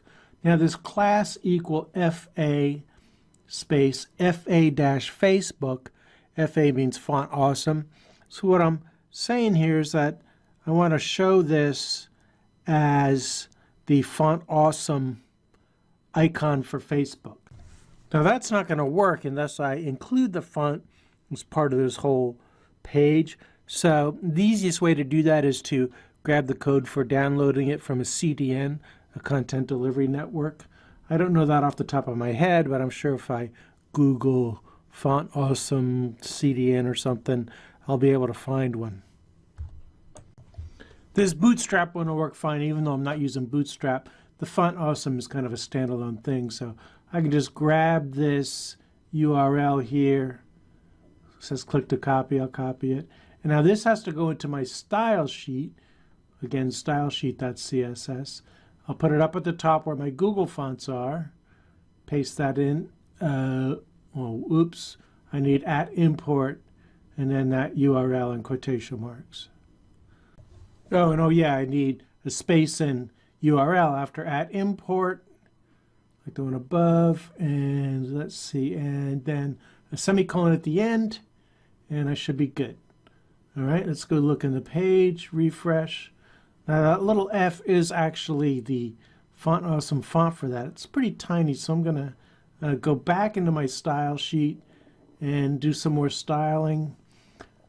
I made the height of the footer 40 pixels, so if I also set the line height to 40 pixels, that'll vertically center any text in there. Okay, like that. It's pretty small, so let's increase that font size to, let's see, 40 pixels. So let's say 32 pixels for the font size. See how that looks? All right, now it's purple and underlined. Looks kind of weird, but that we can take care of by styling the A tags down there. So that would be footer space A for links inside the footer, and we'll make them black, and we'll take off the underline by adding text decoration :none. Okay, I get that right? Looks good. Refresh. Kind of big, kind of dark. I don't know. I mean, I don't want to obsess over this too much, but let's say the font size, we'll cut it down just a little, 28 pix. Instead of black, we'll go with a really dark gray, like number 555. That looks a little better. Okay, so that'll be our size and color. Now I'll just bring in the rest of my social media icons. Again, I already have those typed up in another page. So off screen, I'm going to go grab the rest of those and I'll copy them. And then I need to put those in index.html in the footer, of course. So go back to index.html. Under this Facebook one I just added, I'll paste in the rest. You can see I have one for Twitter, one for LinkedIn, one for Tumblr.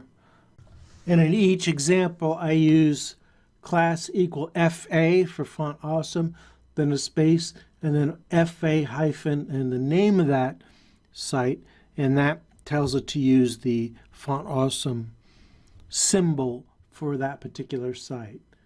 All right, so I just have a bunch of them. And the title equal is the text that shows when you touch the mouse pointer to the icon. All right, there's one for Pinterest. It looks like I have them all. Admittedly, some of these sites are a bit neglected, but maybe I'll get around to them. Anyway, let's go see how it looks on the page now. So I need to go back to the page, and I need to refresh to make sure I'm seeing everything current. And there they are. So they're at the bottom, centered. See, when I touch the mouse pointer one, that little title shows up. They're a little close together, so I have to go back into stylesheet.css, and I think I'm just going to do a little letter spacing of, say, 12 pixels. I'll put a little extra space between them so they're not so squished together. That looks better. All right, so that'll be my footer with just my social media icons down there. All right? Okay, so now when I go real wide with the window, everything looks good. The flex is making sure everything fills the space reasonably well.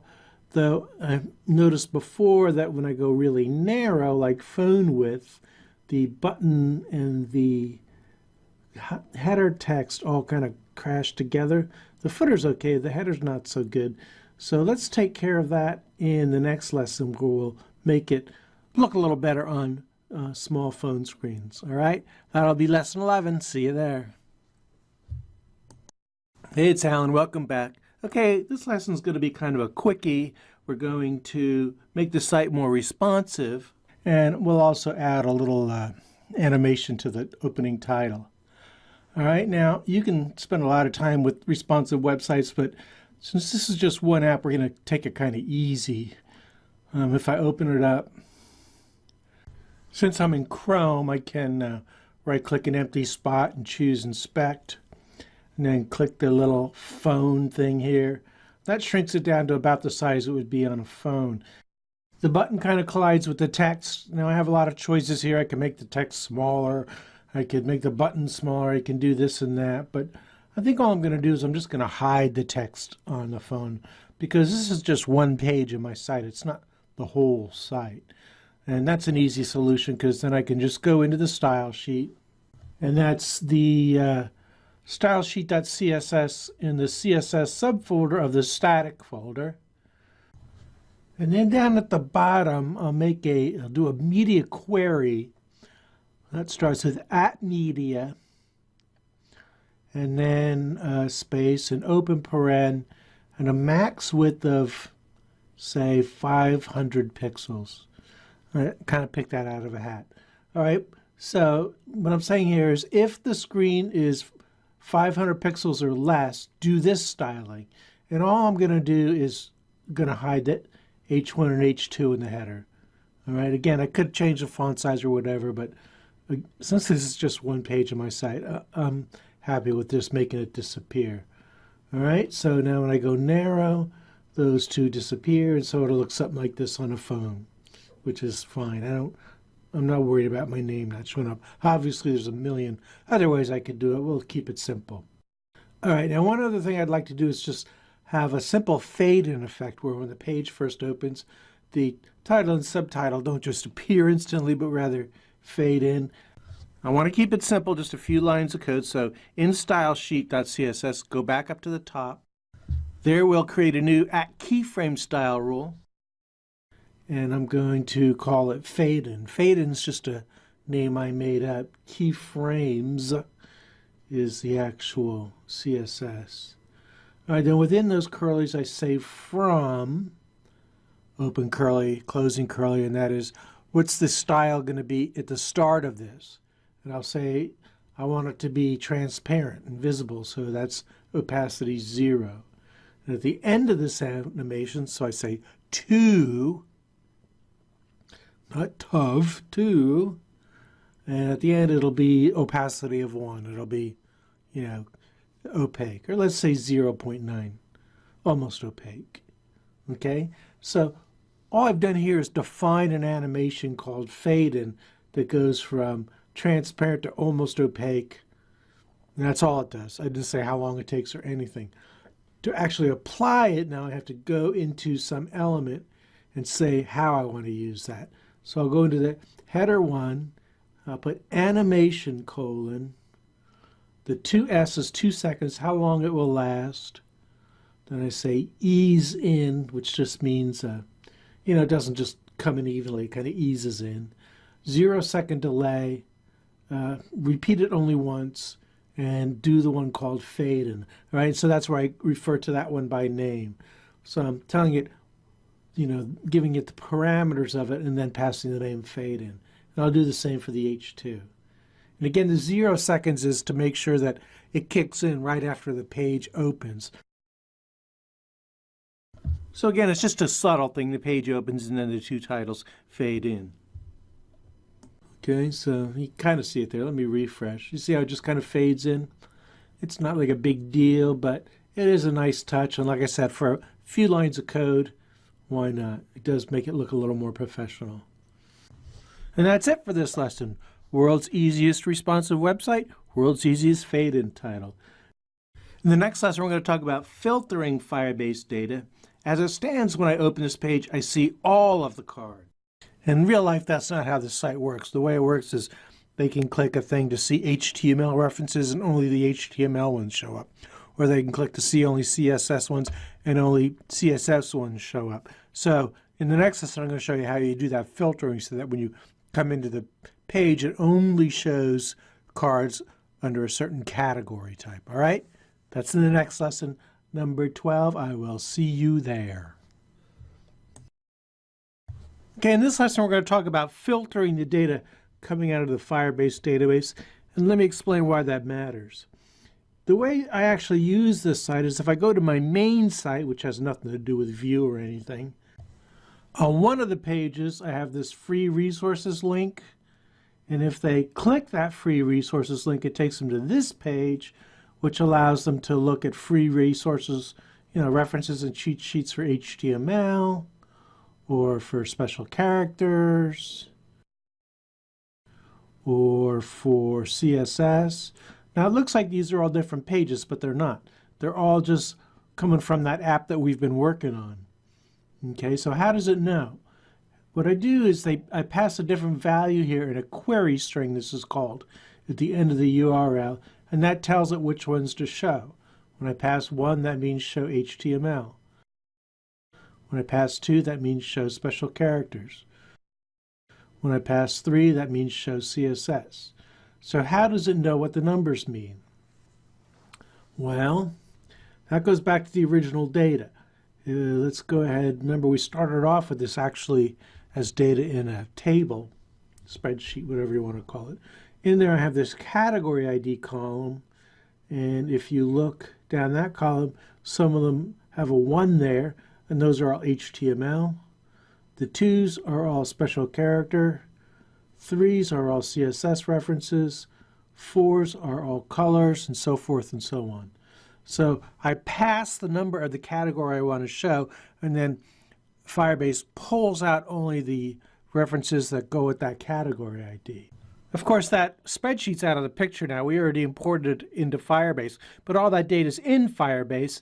And so if we go out to Firebase and take a look, we'll go out to that database, and we will open that items node, and you'll see each one has a category ID value, all right, which corresponds to that category ID column in the spreadsheet. And if I go way down here, I'm up into the 5s. So that number I passed tells it what category ID to pull out of Firebase. Now that's a number, you can tell, because there's no quotation marks. And it matters. The things in quotation marks are strings. It does matter what JavaScript says. We do have to keep in mind that that's a number. Now I also put an order field in there with a number, and that's in case I want to do any custom ordering, but right now I'm not even using that, so it's just in there as in case I change my mind. All we care about right now is category ID. So I need to filter the Firebase records based on the category ID that gets passed in the URL. So in my project, I'm going to need to go into app.vue. And now remember, this is where the loop happens that shows all the cards. And it gets all the data from Firebase, mainly this items, which is a pointer into that database, that table of items and it shows them all. What I need to do is change things so it only shows the ones that match the number being passed in at the end of the URL. So here at the top of the script section in my app.vue, this is where the code for the particular app, this chunk of code, starts executing. So this is where I can put in some code to take a look at what came into that URL. I have this old comment here, so I think what I'll do is I'll just change that as a reminder of what this next line of code is going to do. Okay, it's just a comment. It doesn't have any effect. But we want to grab that query, that number at the end of the query string, because we're going to use that for filtering. All right, I'm going to do that right at the start of this script. I'm going to say var cat ID, and cat ID is just short for category ID. So I just made that up on the fly. And I'll say is equal to window.location.href, which is basically the URL in the address bar. In fact, why don't I put a little alert here? We could do alert or a console.log, just so you can kind of see how things are progressing. All right, so let's run this. All right, so when it runs now, you see this is that cat ID. It's the whole URL from the address bar up there. But I don't actually need the whole thing. I'm going to split it near the end. So I'll say dot split. And the equal sign is the very last thing before that number. So I'll split it at the equal sign, because the equal sign in the URL is the very last thing before that number. And then I'll put dot pop, open paren, closing paren, which in JavaScript says pop off everything to the right of that equal sign. So if I come in here and I say ID equal 1, then I just get the 1 to the right of the equal sign. If I say ID equal 2, then I just get the 2 to the right of the equal sign. I can put anything in there, really. You say 99999, doesn't matter. I mean, don't have that many categories, but the point is it's popping off whatever's to the right of that equal sign.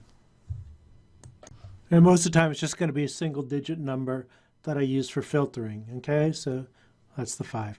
All right, so how do I use this thing? Well, for one thing, I have to make sure it's a number. Right now, it's actually a string, so it's getting popped off that URL string. So I'm going to wrap this whole window location thing in a parse int. All right, that's capital I. All the rest are lowercase, and close the whole thing in the parens. And that just makes sure that cat ID is a number, an integer number, not a string. It won't visually look any different to us if I say, you know, ID equal whatever, 2. It still looks like a 2 to us, and it is a 2 to us, but to JavaScript it's an integer rather than a number. One of those technical things that can mess you up if you're not careful. All right, so that alert was just for us to check our work. We don't need it in the actual code. What we do need to do is filter the database based on that cat ID value. Now, right now, we're getting all the data out of that table with this items reference. We did this a while ago here. I just made up a variable named app, and that's a connection to my entire Firebase project, my Firebase app. The DB name I made up here, and that's a reference specifically to the database there, my Firebase project. And then items ref, which is another made-up name, is a reference specifically to the node named items in that database, which is all my links. And down here under the export default, this is where I export items, which is everything in that items object. Okay, in other words, it's the whole spreadsheet full of links. I don't really want to do that anymore, so I'm going to comment that out. And instead of exporting them all, I'm going to say items is equal to items ref, like before, but I'm going to put on a filter by saying order by child. Note the uppercase B and the uppercase C. You got to watch your case here. And then the field or value of interest is that category ID one. That's all lowercase in single quotes. I'm going to say dot equal to with a capital T, everything else lowercase. And then that'll be that cat ID variable I plucked off the end of the URL near the top of this particular chunk of JavaScript code. And that's really it. That's all I really need to do. That'll ensure that only those particular items get sent up to that loop, and those, therefore, they're the only ones that I'll show on the page. All right, so I'll run it. Now, first I get a blank page because I'm not passing a parameter. From now on, for this thing to work, I'm always going to have to pass it a parameter. Of course, in real life, nobody will be entering URLs like this. They'll be clicking links to get to these things. But what's nice is that now this one app is acting like multiple different pages. And you'll notice how fast it loads now that I'm not loading up everything each time. It's like instantaneous because, you know, I'm only loading a subset of links with each pass. And again, it is a pain for me to have to put in the ID equal every time I want to test it. But that's not a problem for users because they're going to be coming from here where they just click something and that sends them to that page with the ID already in there. Okay, so that's how that works. And it's really just 2 lines of code. When we first come into app.vue, at the top of that script, I create a variable called cat ID and I pop that number to the right of the equal sign off and stick it in a variable named cat ID. And then later on, when I'm exporting stuff up to the loop, I'm telling it to grab the items whose category ID is equal to that cat ID value. And so only those items go up to that loop, and so only those items get rendered onto the page. Now, the only thing left to do is publish this thing so that the rest of the world can get to it. And I'll use free hosting on Firebase, and you'll learn how to do that in the next lesson. Lucky number 13. See you there. Hey, it's Alan. Welcome back. All right, so far we've been working on our site locally. I've shown examples of how I intend to use it, where they click something in my regular site and it opens up these links to different resources. But truthfully, I can't do that yet because the site still only exists on my computer in this little collects folder. In order for the rest of the world to get access to that, I'm going to have to publish it. In other words, I'm going to have it hosted somewhere.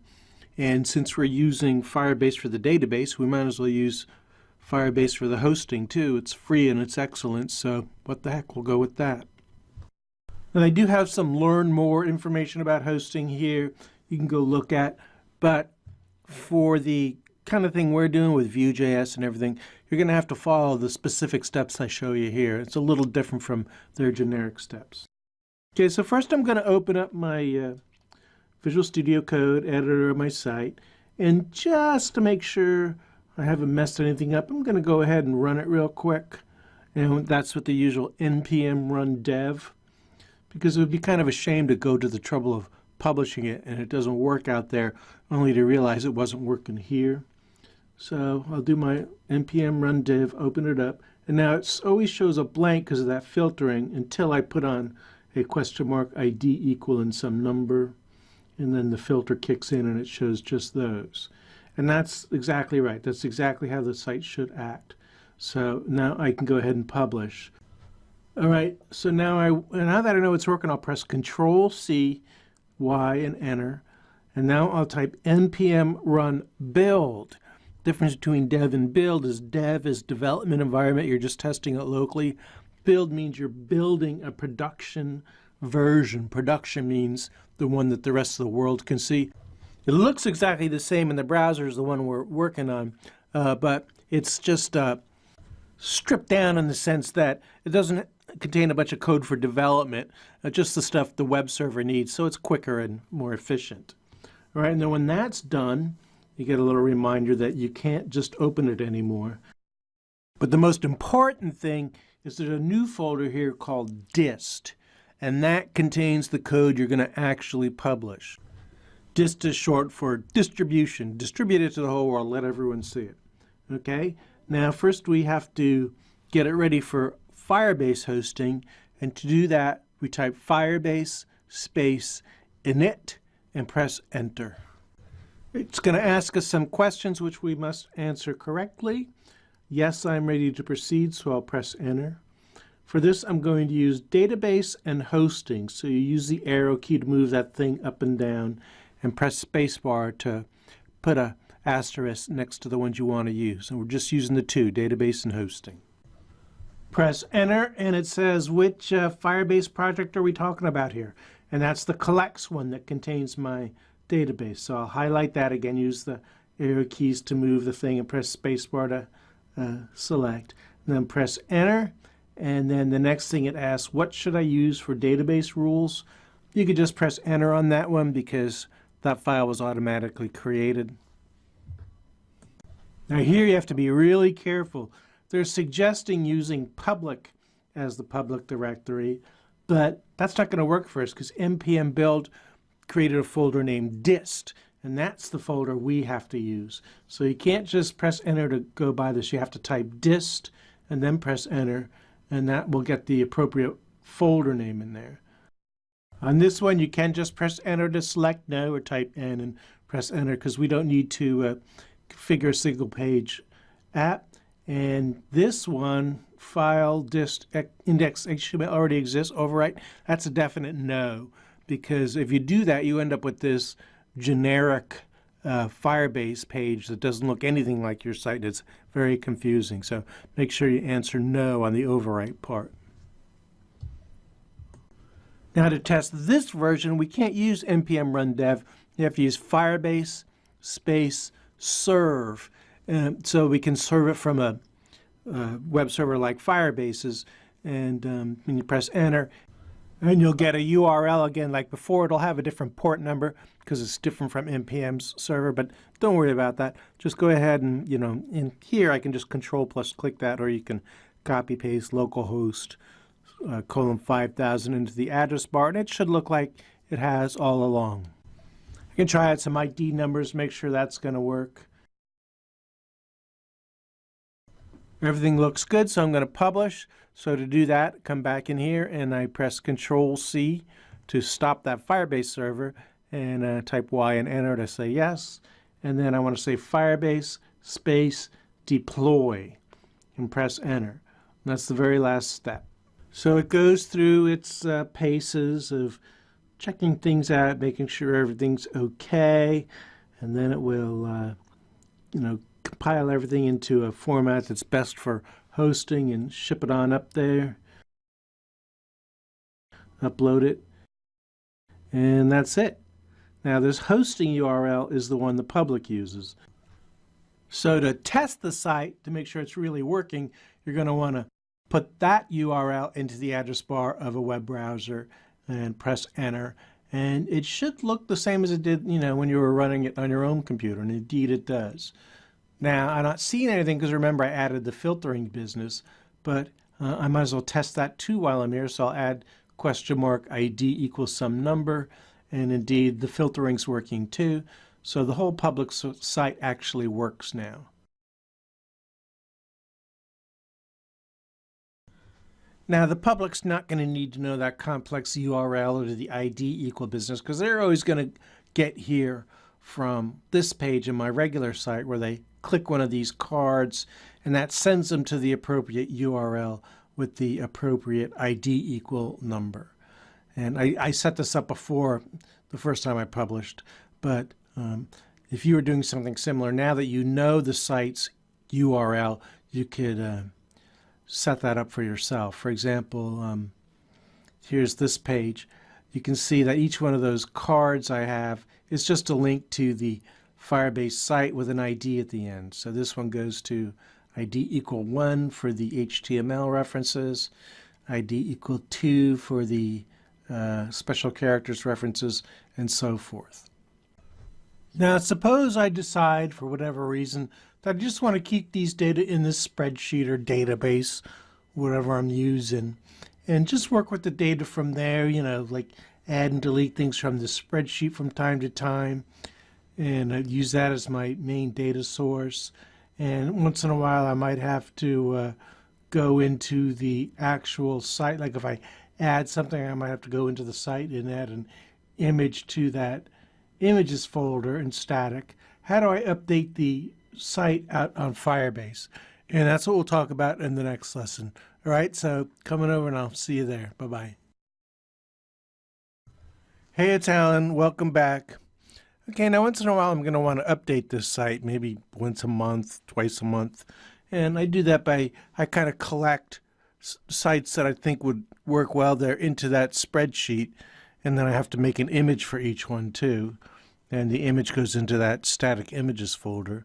And then when I'm ready to update the actual site, I have to convert the spreadsheet to JSON because Firebase database needs that JSON format. And then I can import that JSON to Firebase. And now whatever's in the spreadsheet and JSON file at that time completely replaces what's in the database. So I'm not adding to the database. I'm replacing it with my current copy. And then after the database is updated, then you have to update the site. And that means doing in your command prompt, doing npm build. And then when that's done, Firebase deploy. All right, so I'll work through an example. I'll just do it with adding one new thing, but typically I wouldn't, update each and every time I added one new thing. I'd do it, once or twice a month probably. All right, so let's say I'm out and about browsing around and I come across this JavaScript cheat sheet. I've never put that in my collections, so I decided to grab it and stick it in there. Just grab the URL out of the address bar here. And remember, I'm still using a spreadsheet. So I have to open up that spreadsheet. And now I could insert it anywhere here. It doesn't really matter. I'll just add it to the bottom. All right, so I'll just plug that URL into the page URL column. And the title of that was JavaScript Cheat Sheet. And the author, I believe, was Dave Child. And again, author is an optional thing. I don't have to put that in. I don't have a JavaScript category yet, so I'll make a new category called 8. The order is an optional sorting thing I don't really use right now, but since this is the first 8, I'll give it a 1. And now the trick is giving it a unique file name for the image. Now, I don't have any other IO8 images, so I know I can safely use IO801 as the file name. I guess the last time I saved this, I forgot to put in that key column I'm using. So let me insert a column here, and I'll call it key. And I just want to make sure each one of these has a unique number. So I'll just put in the formula equal row, open paren, close paren, -1. So they just get numbered, and I'll copy this formula down to the end, which is the one I just put in. Where is it here? All right, I need that key column, so that's that. Okay, so now each one has a unique number, and now I just have to save this, and I'm ready to go. My spreadsheet's all updated, so now I actually need to go get an image to show on the page. And I'll just go back to the original site and do a screenshot, Alt print screen in Windows. And then I'll open up a graphics editor. I'll just use paint.net. Paste that in. All right, now my dimensions for my little cards are 300 by 185. So I'll put that in as my fixed ratio, so I can just kind of drag out a little section with those dimensions. All right, I'll crop to that. It doesn't matter how you do the image. All right, and then I just want to make sure it's exactly those dimensions, so I'll resize it to 300 by 185. And I set the resolution way down to like 9, just to keep the file size small. All right, and then 85. All right, and then I'll just save that. Now it has to go in that static images folder from my site. Okay, so collect static images. I'm already in the right place. It has to be a JPEG. They're all JPEGs. That's just a rule I made up. And I said the file name's going to be IO801, which I immediately mistyped. I0801. Okay, and that's what I put in the Excel sheet, so that has to match that. Okay, so now that's in my site. So everything's up to date locally in my local folders. I added the new link to this spreadsheet, and I put an image in the static images folder. Now the Excel spreadsheet has to go up to the Firebase database. Now, I can't just throw the Excel sheet up to Firebase. We have to convert it to JSON. And if it's not in Excel, you have to go to a CSV file first. But with this site I used last time, this convert CSV to JSON, you can go either from CSV or from Excel. So I'll go straight from Excel this time. And really here, I just follow the instructions on the screen. It says select your input. So I'll hit choose file, go grab my collection spreadsheet, open that. Now, since I went straight out of Excel, I have these column letters across the top. Got to get rid of those. Those won't work in my database. So it starts off with those field names, and there's my new one at the end. Okay, now the input and output options should be the same. First row is column names. Output options same as before. Everything you can see here where I could sort them differently. I don't, but I could sort them on the way out here. The main thing here is that I've keyed JSON, which number field is key, and it's always 1. And then when I click CSV to key JSON, that's exactly the format I need, where each link has a number and a colon, and then the data enclosed in parentheses. All right, so I'll download that JSON file. I'll just give it collects and the current date so I can find it easily. All right, and now that goes right into my downloads folder. Now, I did do another thing. I have to go open that folder and open up that JSON file in a text editor because I decided to add another layer to it. I decided to name it items. So I have to go up to the top here after the first curly brace, put in some quotation marks with the word items in between, and then a colon, then an open curly, closing curly, and then I have to move that new closing curly to the very end. And that's just because of the way I decided to do it initially, in case I decide to have other data sets in there. So I just had to call that one items. And there you can see the new thing I just added, the Dave Childs one. Okay, but the important thing too is that at the end there you have 3 of those closing curlies. And then up at the top, you start with an open curly, the word items in quotation marks, a colon, and then another open curly. Save that, and then that will become our Firebase database. To make that happen, we just have to go back out to Firebase. We don't need this convert thing anymore, so I'll just head straight out to Firebase. And it's the usual there. I'm already logged in, so I'll go to console, open my project, open the database, use get started, even though I've been working on it a while. It's always get started. And now I need to import the new data.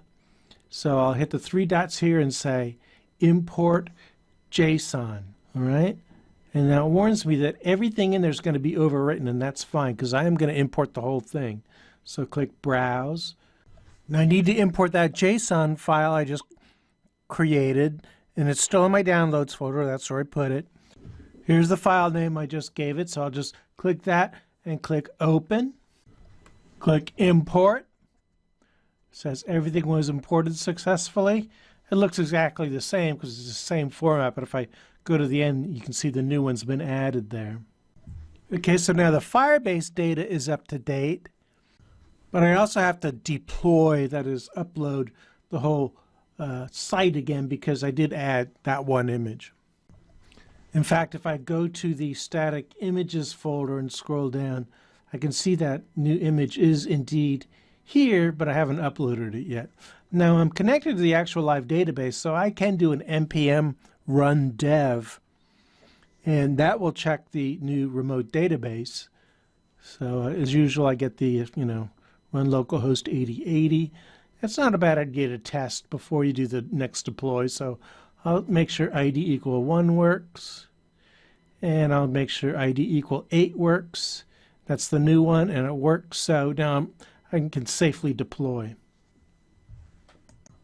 Maybe I better warn you, though, of a common gotcha kind of thing. If you test like this and the database doesn't seem to be working, that is, the site opens but you don't get any data, even when you do ID = 1 or whatever, check to make sure that you didn't accidentally change your database.rules.json. Okay, you can do that right in VS Code or whatever your editor is. Click that file to open it, and make sure you see true next to the word read. Notice that true isn't enclosed in quotes, even though most everything else is. All right, if you have to change it, make sure you save it. And now the rest is pretty much the same as when you first built it. Control-C to end this server. Yes, enter. All right, then we want to build it, so that's npm run build. And that again gets all the stuff that's in the static folder and the other website stuff into that dist folder for distribution, for publishing. Okay, and then when that's done, now you don't need to go through the whole init and serve business again. Just Firebase deploy with a space in there and press enter. It does a little syntax checking and a little more building of files, making sure everything's peachy keen, and then it'll do a quick upload.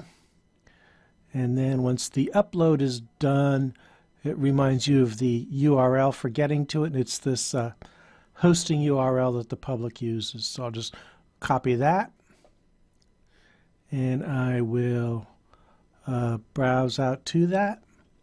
Initially it's empty because I didn't pass a parameter.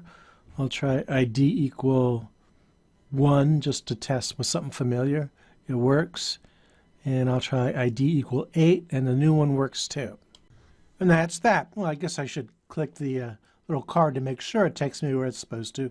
And indeed, it does take them to that cheat sheet. All right, so that's it. Now, in my original page back here where I launched from, I don't have anything for JavaScript yet, and I just put that one in there. So maybe later down the road when I have a few of them in there, I'd add a card for getting there from that. And again, that's so that people don't have to remember that awkward looking URL with the ID =. Now, if you want to get rid of that awkward looking URL and use your own domain name, and you have a domain name, that's another option. And we'll talk about how that works in the next lesson, number 15. Alrighty? See you there. Hey, welcome back. It's Alan. Okay, in this lesson, I want to talk a little bit about custom domains now. I can't really give you exact step-by-step instructions because how you do it really depends on whether or not you already own your own domain name, who your domain registrar is, but I can give you kind of the ballpark of how it works, and I can give you some advice on getting some specifics. Now, what I mean by a custom domain is, let's say I'm starting here from my site. Notice that the domain is Alan Simpson. This is my regular personal site. And I can get to those Firebase things just by clicking a link down here. And when I do, I get the page I want. But it does show this big long URL. Not a big deal. I mean, nobody has to type it in. I could leave it that way. But if you don't want to, there's a couple of ways you can go. If you already have a domain name, you could do something like make a subdomain like collections.alansimpson.me. All right, so now I still have the alansimpson.me part, and I just changed the host name to the left of that. So I have that consistency of keeping my original domain name, just the beginning part is different. Or if you don't have a name already, you can just get a new one like alan-simpson.com and point that to it, and that would work too. So either way, either a subdomain of an existing site or a brand new domain will work. In this case, I own alansimpson.com. I wasn't doing anything else with it yet. It was just kind of sitting out there. So I applied it to my Firebase site here. Either way will work, so just feel free to do whichever. And you certainly have the option of doing neither and just keeping the original URL that's in there now.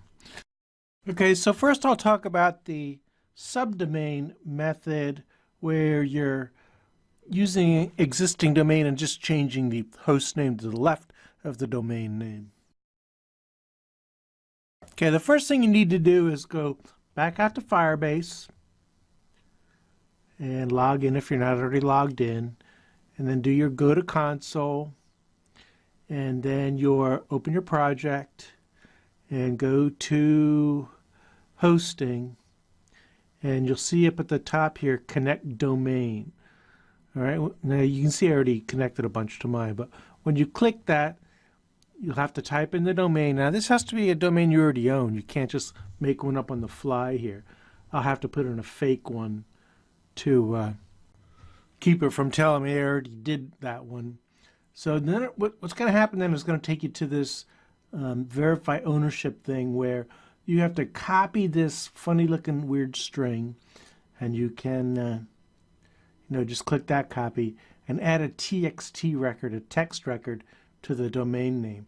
Now for alansimpson.me, the hosting provider is Bluehost, so I would just go out there, bluehost.com, and here's why I can't give you exact directions, because I don't know who your hosting provider is. This is just an example.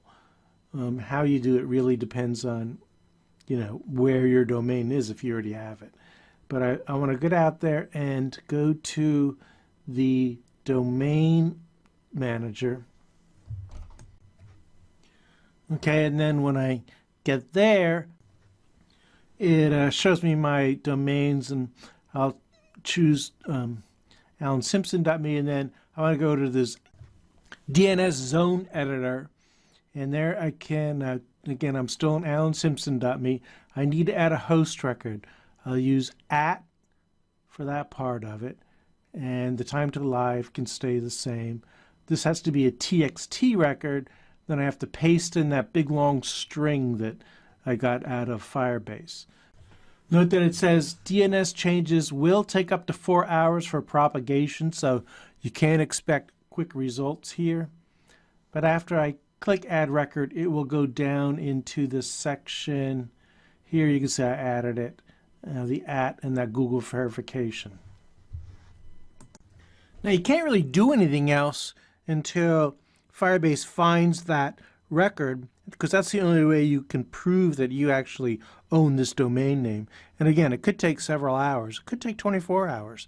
And you can see how it's propagating by go out to Google and search for DNS space propagation. DNS stands for Domain Name Services. You can use this one, dnschecker.org.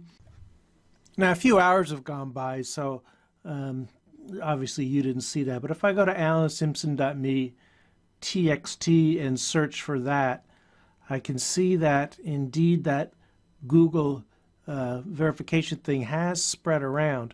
So once the world knows about it, more or less, then you can go back into your Firebase, and they'll tell you to add a couple of A records. Now your numbers won't be the same as shown here, or the names, but the important point is, and you can't even get here until the verify ownership thing is checked, and that's what that TXT record is about. Like I said, that could take many hours. But once you get these two IP addresses, then you go back out to your domain registrar, or your hosting provider in my case. Go right back where you were before in the domain manager, and again you want to check the box next to the domain name to which you're working with, and click that manage next to DNS zone editor. Okay, so it's exactly as before, but this time the host record will be your subdomain name. I'm starting mine with collections, and you want the A record, and you want to point to one of those IP addresses that you got out of Firebase, and it has to be exactly right. Don't use mine, use whatever you got, okay? Paste that in here, hit add record. I already added mine, so I'm not going to do that again. And then go grab the other one and do the same thing again, collections and add. So basically what you end up with is 2 A records, each of which has the same host name, collections, but each is pointing to a different IP address from the 2 that Firebase provided you. And again, those are A records, sometimes called host records, so they're in that section. Now, there's a good chance you're going to have to wait a day or two for this to fully propagate, so it might not work back in Firebase for a couple days. Again, you can use that DNS checker to see how things are going. So this time I want to check on collections.alansimpson.me A records, and I have waited a couple days, so when I hit search, I do see those IP addresses. Okay, so you want to see the ones that Firebase gave to you, not the ones it gave to me. But once I'm this far now, there's no guarantee, because another thing they'll do is they'll give it a certificate, so your IP address starts with HTTPS, so that can also add a little time to it. But eventually, you should be able to get in there and see it listed like that, and it's a link. You can see it's connected there. And when I click that link, it does indeed take me to the correct place for my thing. And the address starts with HTTPS, which is always a good thing. It's better for SEO. And you didn't have to pay for that, which is nice. Okay, next up we'll talk about doing it with a full domain name, something brand new that's not pointing to anything yet. And that means people can get to it with HTTPS / and then your domain name. And we'll set it up so if they type in the www, which sometimes people do out of habit, that'll work too. Okay, and again, I can't really give you total step-by-step instructions because a lot depends on your provider. But the general idea, again, is go into your hosting area. Then again, you'll click Connect Domain. And you will have to put in a domain name here that you actually own. You don't need the HTTP or anything, just the actual domain name, dot whatever your top level domain is. Then click Continue, and again you'll get the TXT record. You can click that little copy symbol to copy that. Now you got to go out to your domain registrar, and for this one it is nobody's hosting this yet, so it's still at my original location at networksolutions.com, so I have to go out to their site. Log into my account there, and then pick the domain name I want to work with, alan-simpson.com. Hit go here, and then again I can, here's this Edit Advanced DNS Records. I'll click that. Now I got to put that text record in, so somewhere down here I should see that. There's already two of them in here, so I just clicked that Edit Text Records and pasted in the Google verification thing for both of them right in here. And then down at the bottom I just click Continue, which takes me back to where I was. And now again we got to wait maybe 4 hours, maybe longer. Okay, and again, you can use the DNS propagation tool to see how things are going. Now, so far, I've only done the text records, so I want to search for alan-simpson.com. Get strictly the domain name, nothing in front of it, and choose TXT here. And it has been many hours, so I expect that those Google verifications will show up. Okay. So when that step's done, that proves that I own that domain name. Now I go back into Firebase hosting, back into your project, back into hosting, custom domain, and set it up, and they'll give you 2 IP addresses. They won't be the same as mine, but the 2 names will be the same as what you set up already.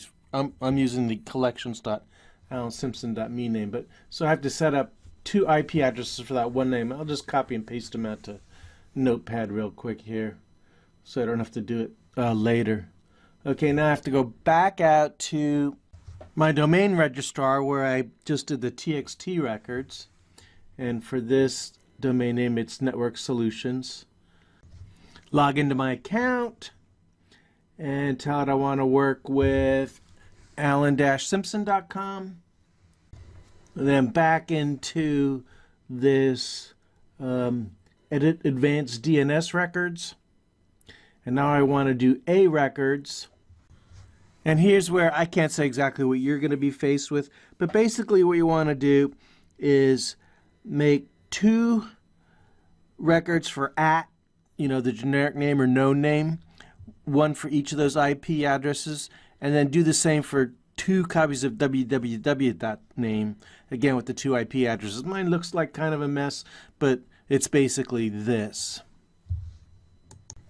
So the @none says if they just go to alan-simpson.com or something else, go ahead and send to either of these 2 IP addresses, which are for the Firebase site. And then again, with www, same thing. If they put a www in front of it, go ahead and send it to one of these 2 IP addresses. And that's just because sometimes people put www in front. And on the Firebase side, I'll accept that, but then as you see, I'll redirect it so it knocks that www off. So then I just have to continue after putting in those 4 A records. And once again, we have to do the waiting game. This one can take 24 to 48 hours. Again, I can check my DNS propagation from time to time to see how it's going. Now, I actually did these quite some time ago, so if I check for, say, alan-simpson.com A records, since I put those in there a while ago, I'll see both those IP addresses for that. And I did the www a while ago too, so I can check that one now too just by sticking the www dot in front of this. Do the search, and again I see both those Firebase addresses, so that tells me that one's good to go. All right, so we go back to Firebase, back to the console, back to the project. I would have just left these open, but like I said, these things can take 24 to 48 hours. So I'm coming back much later. Now, I already connected my alan-simpson.com, and now the redirect is kind of a simple thing. I can't redo it because I already did it.